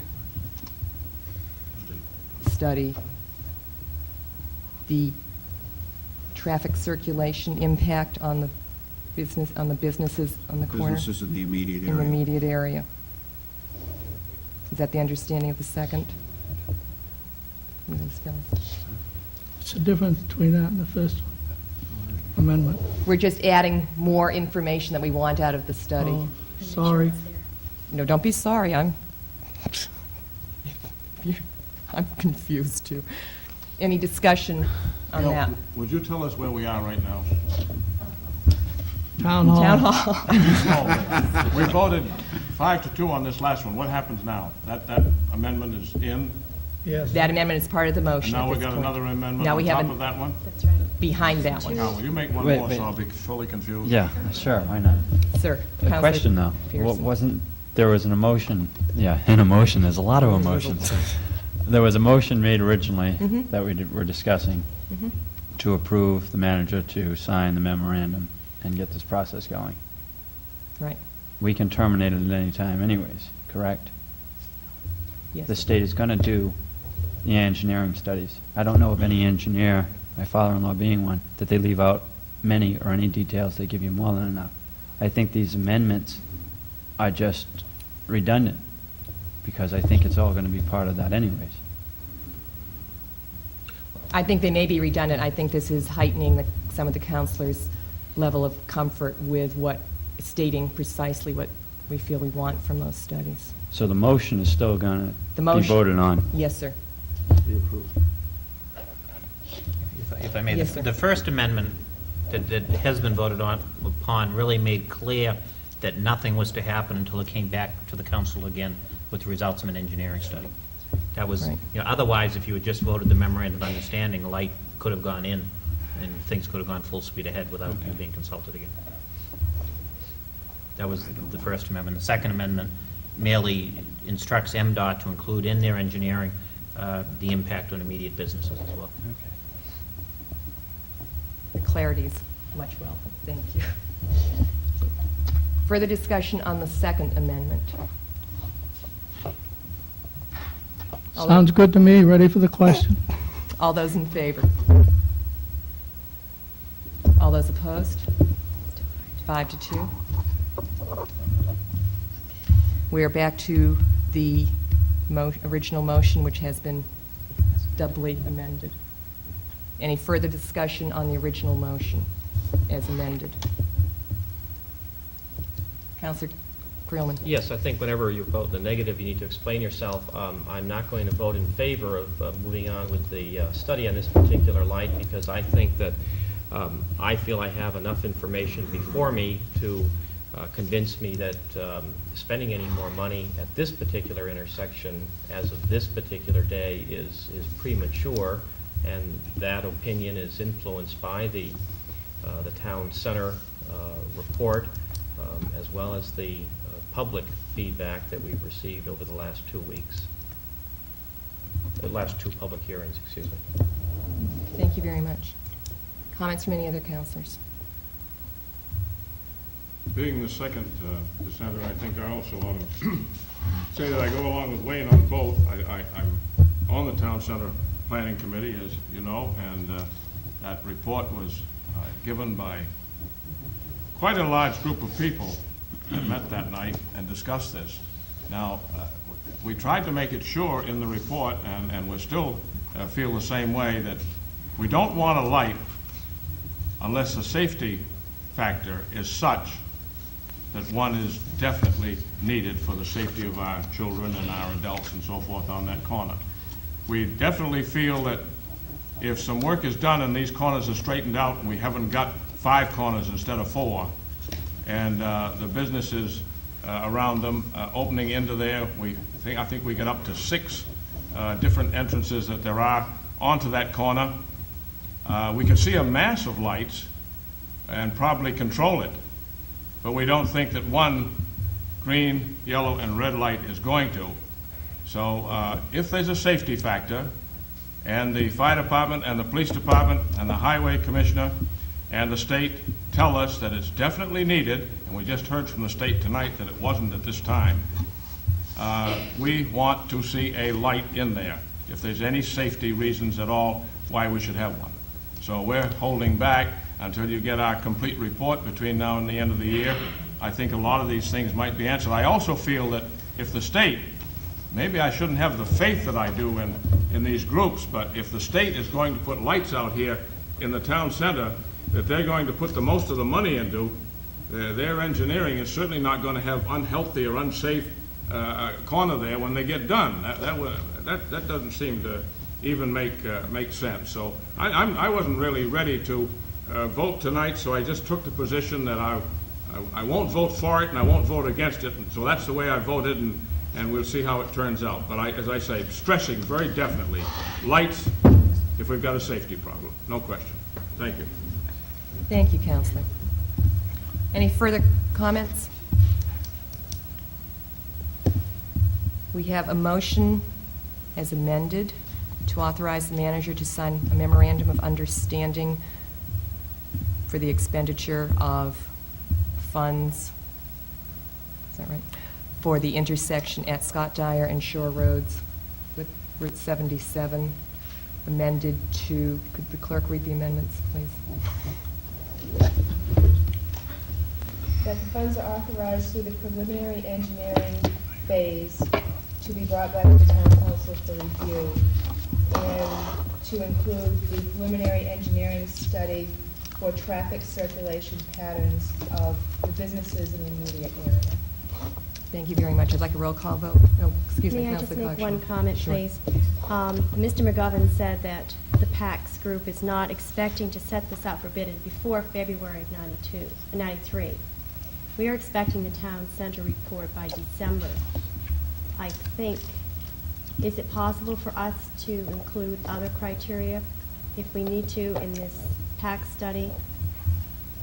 once we receive that report. Yeah, the studies would not be done by PACS, it would be done by MDOT. MDOT. Is it possible to include other criteria?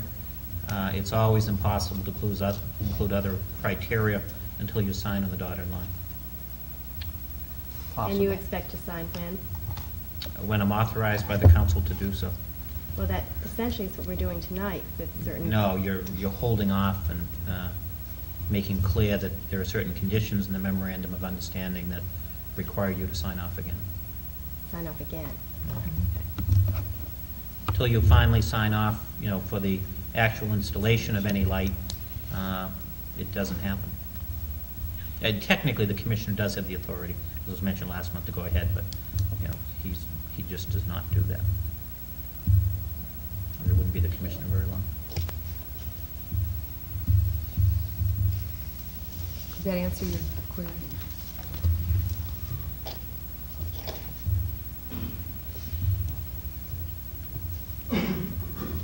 Are you set? Is that, Well, I could see us having it on the agenda again in January if we needed to add more criteria. I think that would be appropriate. Roll call vote, please. Counselor Chapel? No. Counselor Cogswell? Yes. Counselor Creelman? No. Counselor Dahlbeck? Yes. Counselor Jordan? Yes. Counselor Pearson? Yes. Chairman McLaughlin? Yes. Motion carries 5 yeas, 2 nays. Thank you very much. If I may, what I will ask MDOT to do, based on the discussion this evening, is to hold off even doing the study until we have the town center recommendation, so they can see those as well. Great. Makes a lot of sense. Thank you. Okay. Wait a minute, I've lost my agenda. I'm sorry. It's gone. Or mine. Thank you. Item number 54. Item number 54 is to consider a report from the Ordinance Committee relating to leaf burning and take any necessary action. Thank you, sir. I will turn this over to Councilor Coggeshall, who is the chair of our Ordinance Committee. Thank you. Thank you, Madam Chairman. On Tuesday evening, August 25th, the Ordinance Committee met with our new fire chief, Philip McGoldrick, who had prepared some statistics on the incidence of leaf burning and the number of permits that have been issued over in the past year. There was an estimate that about 500 permits had been issued, with approximately only 1% of that number resulting in complaints. Most of the complaints centered basically with people burning on the street or smoke creating problems for their neighbors.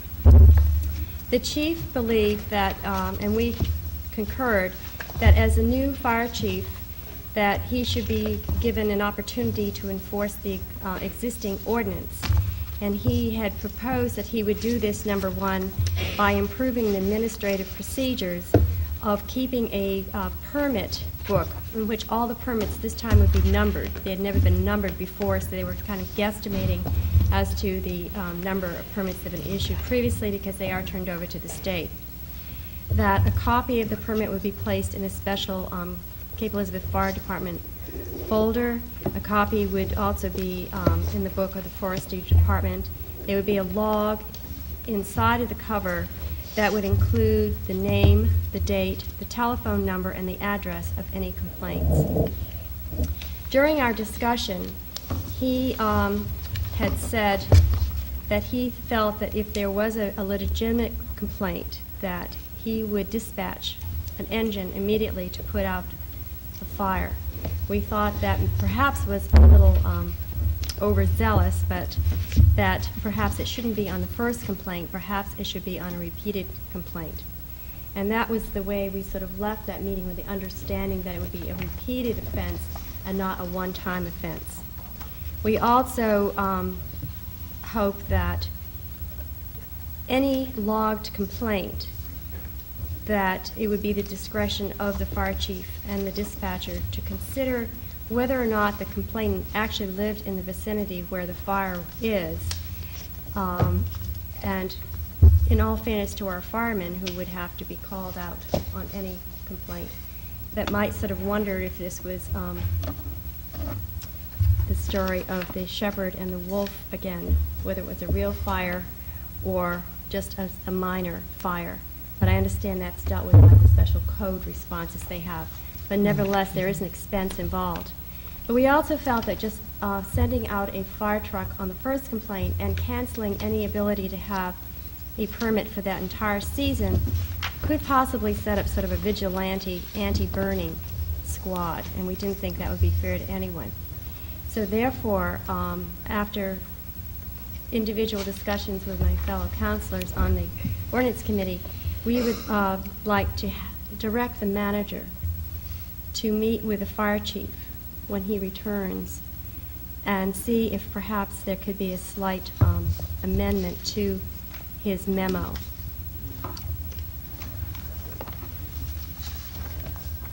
So therefore, I move that we direct the manager to meet with the fire chief and review the administrative policy and the enforcement of the present leaf burning ordinance. Second motion. Very good. Thank you for sharing the extent of that discussion with us. Councilor Pearson? I just want to excuse myself from any further action with this because of potential conflict of interest with my private business. Any problems from the rest of the council with Councilor Pearson absenting himself? Thank you. Okay. Any comments or questions from councilors? Councilor Jordan?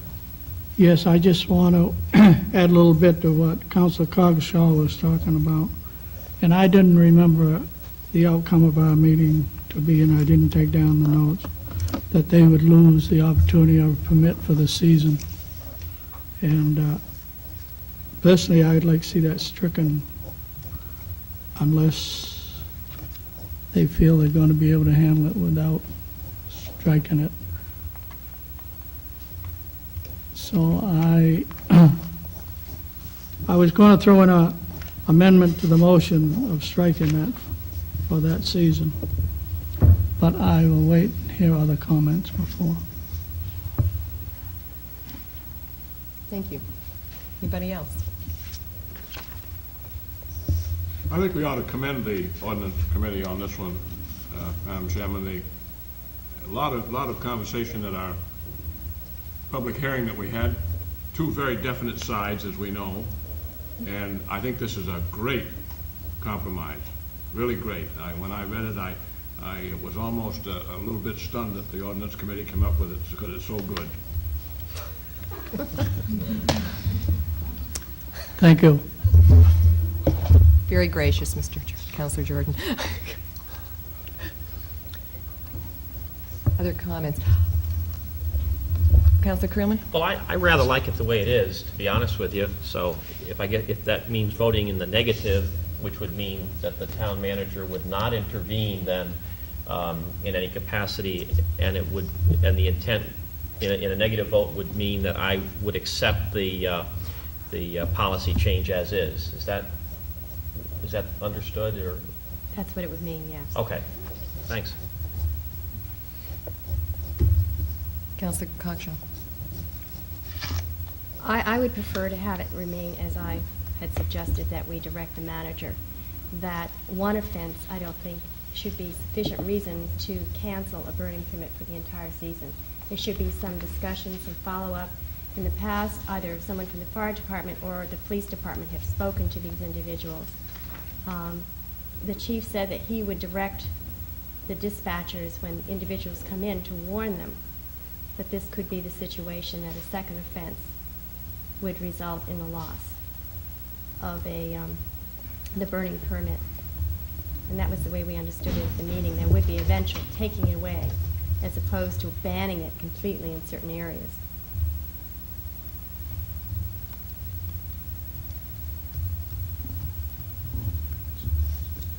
Councilor Jordan. But according to his memo that I have received here, that isn't the way it's going to be handled. No, that's why I wanted the manager to speak with him and let him know that we feel that is much too stringent and too strong a reaction for one violation. Then why should you vote for something that says in black and white, underlined, that it's for the season, and then still not adhere to it after it's done. That's not the motion.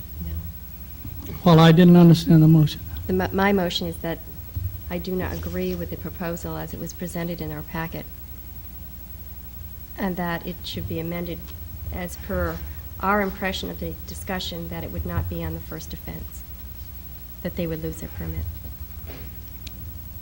Okay. Counselor Creelman? Yeah, I'd just like to clarify again, I think mention was made this evening that there were two very strong opinions on this issue when it did come before the council the last time.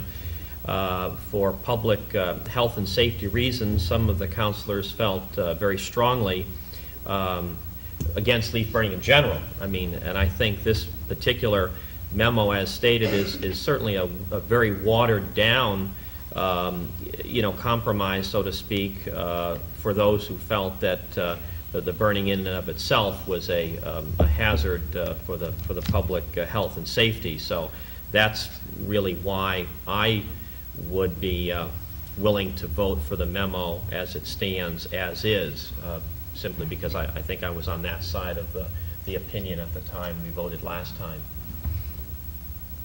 But I well understand the process that the ordinance committee went through, and I again commend you for the give and take that's obviously going on this issue. I agree with Counselor Creelman. I just have been made aware of a number of problems we've had in the past, and not getting into any vigilante situation, but I've heard of some flagrant abuses that unfortunately were not dealt with satisfactorily in my mind. I would hope they would be, but I'm just, I'm not sure that watering down the process described in this memo is the way I would want to be supporting it. So I'm going to vote against the motion that's on the floor right now. Yeah, I try to explain my motion further. The point is that this was a recommendation from the ordinance committee. As this was presented in our packet, it's not a recommendation of the ordinance committee. I like the fire chief's suggestion better than I like the ordinance committee's suggestion. Try that again. I like the fire chief's suggestion, which is what I've got here in his permit explanation, better than I like the ordinance committee's suggestion to make it on your second offense. If your first offense is your last big burn of the season and you say, what the heck, can't hurt me the rest of the season. The first offense would still be dealt with an engine coming and putting out the fire, as soon as the complaint was logged.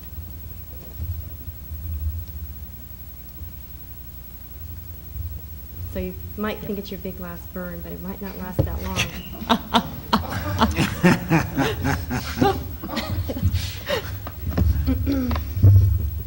Now I want to tell you how my neighbors have already figured out to get around this and entertain the kids with fire engines at the same time. Any further discussion? Are we confused tonight? Okay. Yes, I have just, Yes, yeah, Councilor. just so I'm clear. Voting in the negative, assuming that the negative carried this motion tonight, which I doubt it will, but assuming it did, would that mean that essentially nothing has happened tonight? Right. That we Yeah. are still operating under the old system? That's right.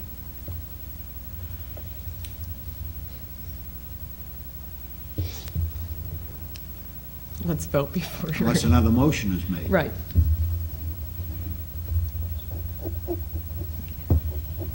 I'd like to move the motion, please. All those in favor?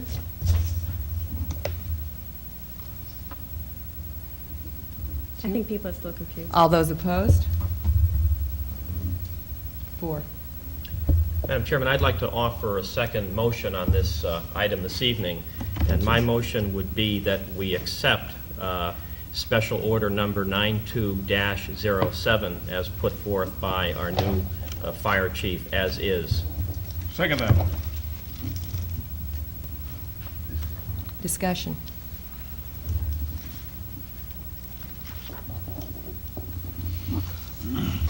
Counselor Jordan? I just have a problem with this, losing it for the season, because I can think of some large landowners that would want to do some burning, and maybe the smoke would drift off into another neighborhood at that time, so they would have to put it out. But the next time they burn, the wind might be the other direction, but according to this, he wouldn't be able to do it again for the year. And I don't agree with that. I can see the neighborhood fires that you guys are thinking about, but I can see some large landowners in Cape Elizabeth that in the wintertime do quite a lot of it.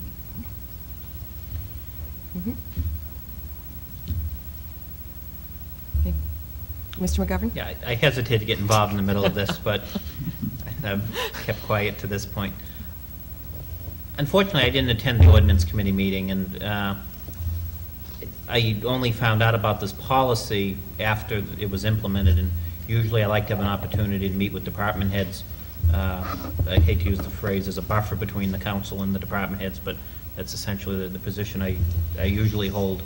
And essentially, I would have hoped that if a policy, was published administratively and handed out, that it had a lot more detail to it, a lot more understanding. I've heard a number of issues come up over the last few days that, no one intended that anyone could complain, if they weren't a neighbor, if they just happened to be driving by and saw a fire they didn't like, that person's would be suspended. And I personally really would like an opportunity to meet with the chief and to develop the policy based on whatever direction the council gives this evening.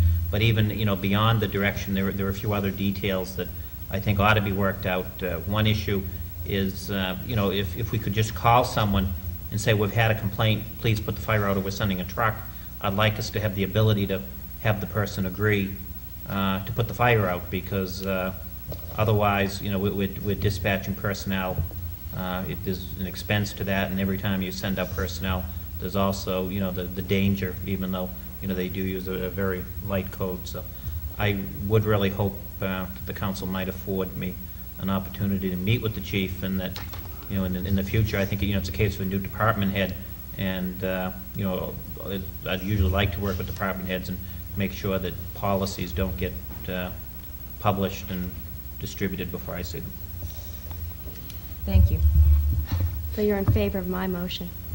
I'm not taking sides, but you might, Very cautious. you might Almost read that said it between the verbatim. lines, Phyllis.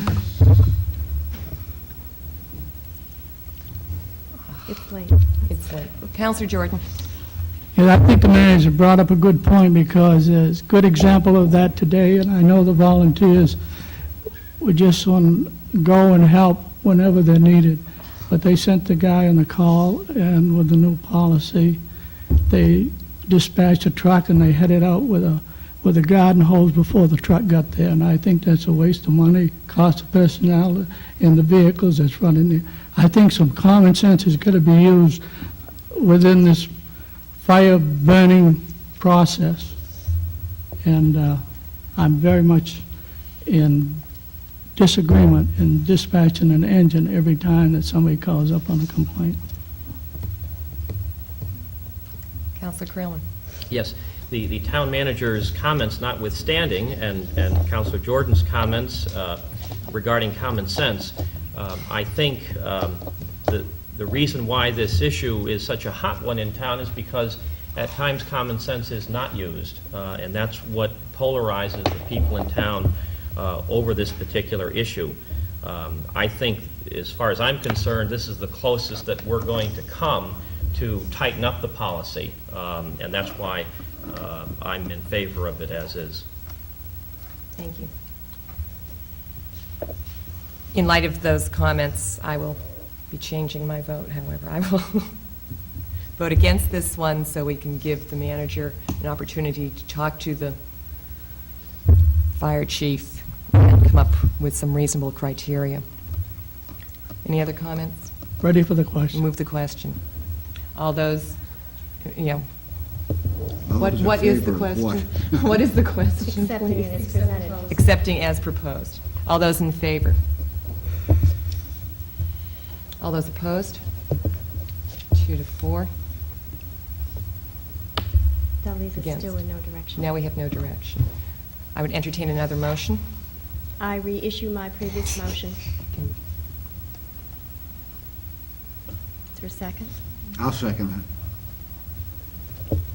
That motion is for the manager to meet with the fire chief and administratively review the policy Based on the comments made. based on this evening's comments from the council. Councilor Creelman. Well, based on the fact that we lost it, I'm going to vote in favor of this motion because now I'll give the town manager a chance to pull it off a second time around. Thank you. Any further comments? I will move the question. All those in favor? All those opposed? 6-0. Thank you very much. Actually, I'm going to be on vacation. I take that. So I hope you took good notes, Deb. You want somebody to carry your bags, Mike? Or do you need a fire truck to accompany? Sorry, we are moving on here. Item number 55 is to consider establishing a building committee for improvements to the Cape Elizabeth Middle School and take any necessary action. Mr. Madam- Yes. Excuse me, may I? I'd like to move that we take an item out of order. Yes, ma'am? I would suggest that we deal with item 56 first, which considers the state reimbursements before we decide if we want to start a committee. So moved. All those in favor of taking that item out of order? It's just switching the two around, so. All those in favor of doing that? As long as there's a second somewhere. There- you Second. seconded. All those opposed? 6-1. Me. Okay, item 56, to consider the use of state reimbursements for school maintenance projects and take any necessary action.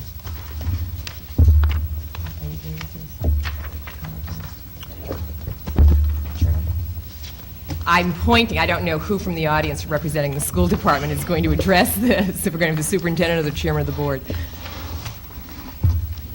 Thank you. Actually, the two items are so closely intertwined that I'm not sure that they can be separated that neatly, but I will try.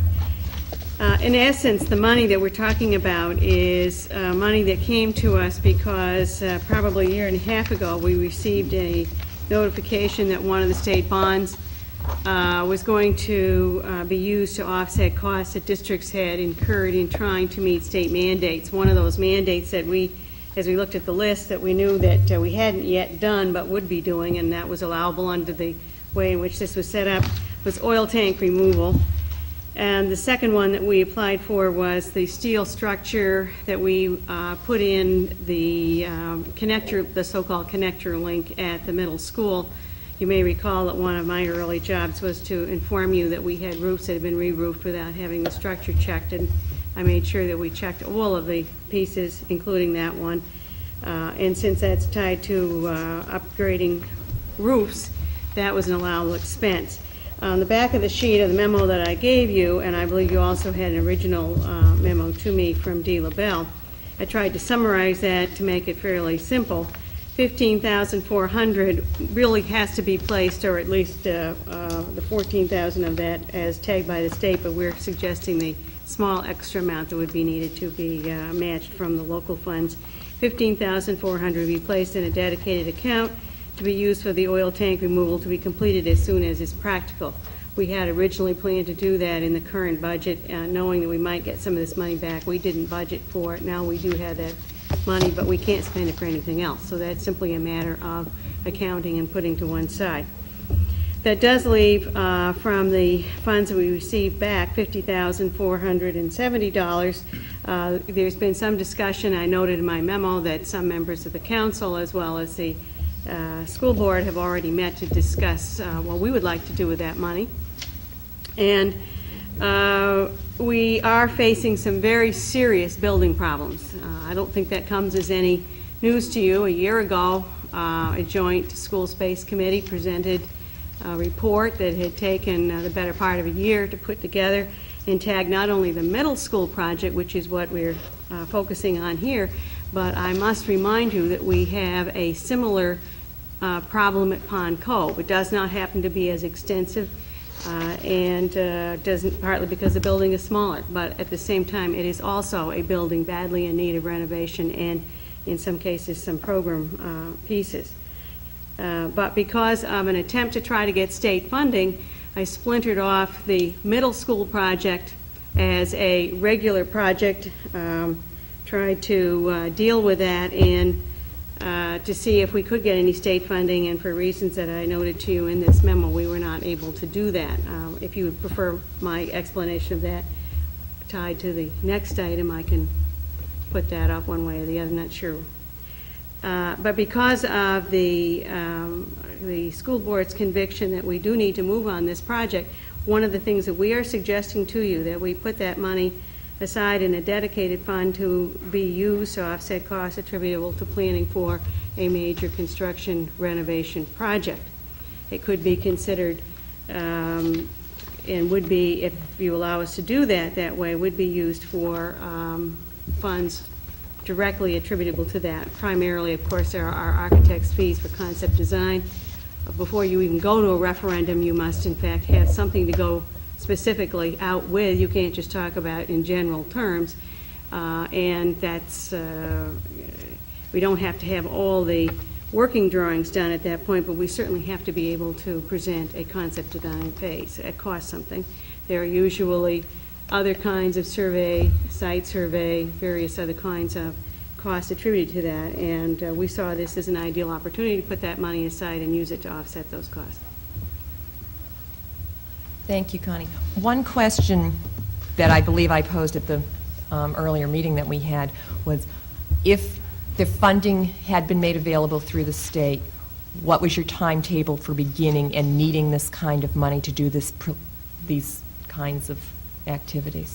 Well, as soon as you, if your question is precisely if the state had allowed If we were us going to go forward under with that. state funding, what would our timetable have been? When would we have been starting with the architect's work and the site surveys and those kinds of costs? We would still have to do all of that. The question, the state funding for special projects, no, for regular projects would have been July of '93, after which we would have been going out for a referendum presumably in November of '93.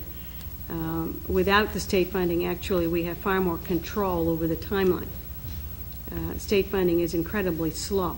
But as my memo pointed out to you, it is not that our building is not in need. The state people who have been through here, as well as every other project engineer, been in it for a number of repair reasons, have all said the same thing. It is in terrible shape.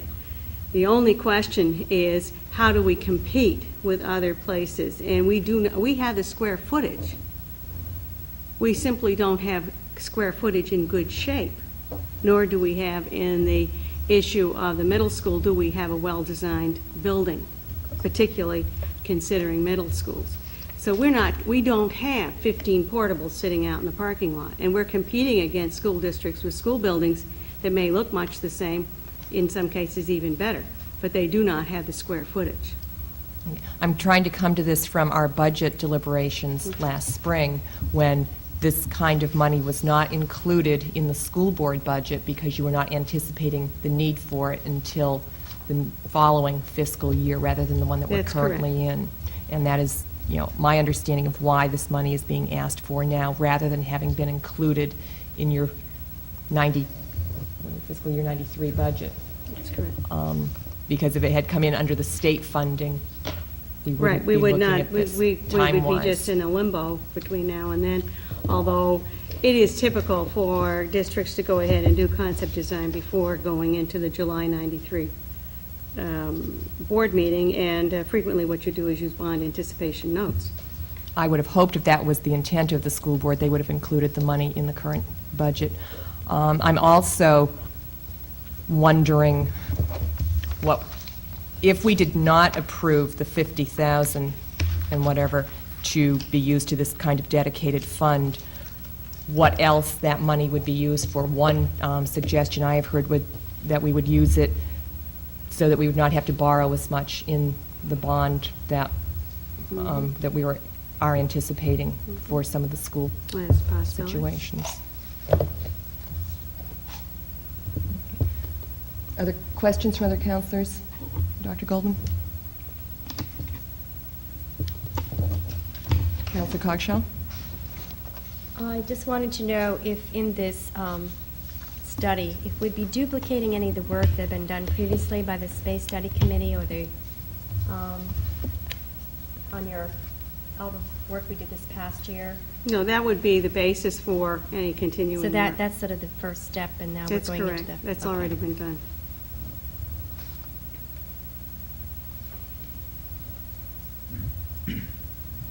Any other questions? Thank you.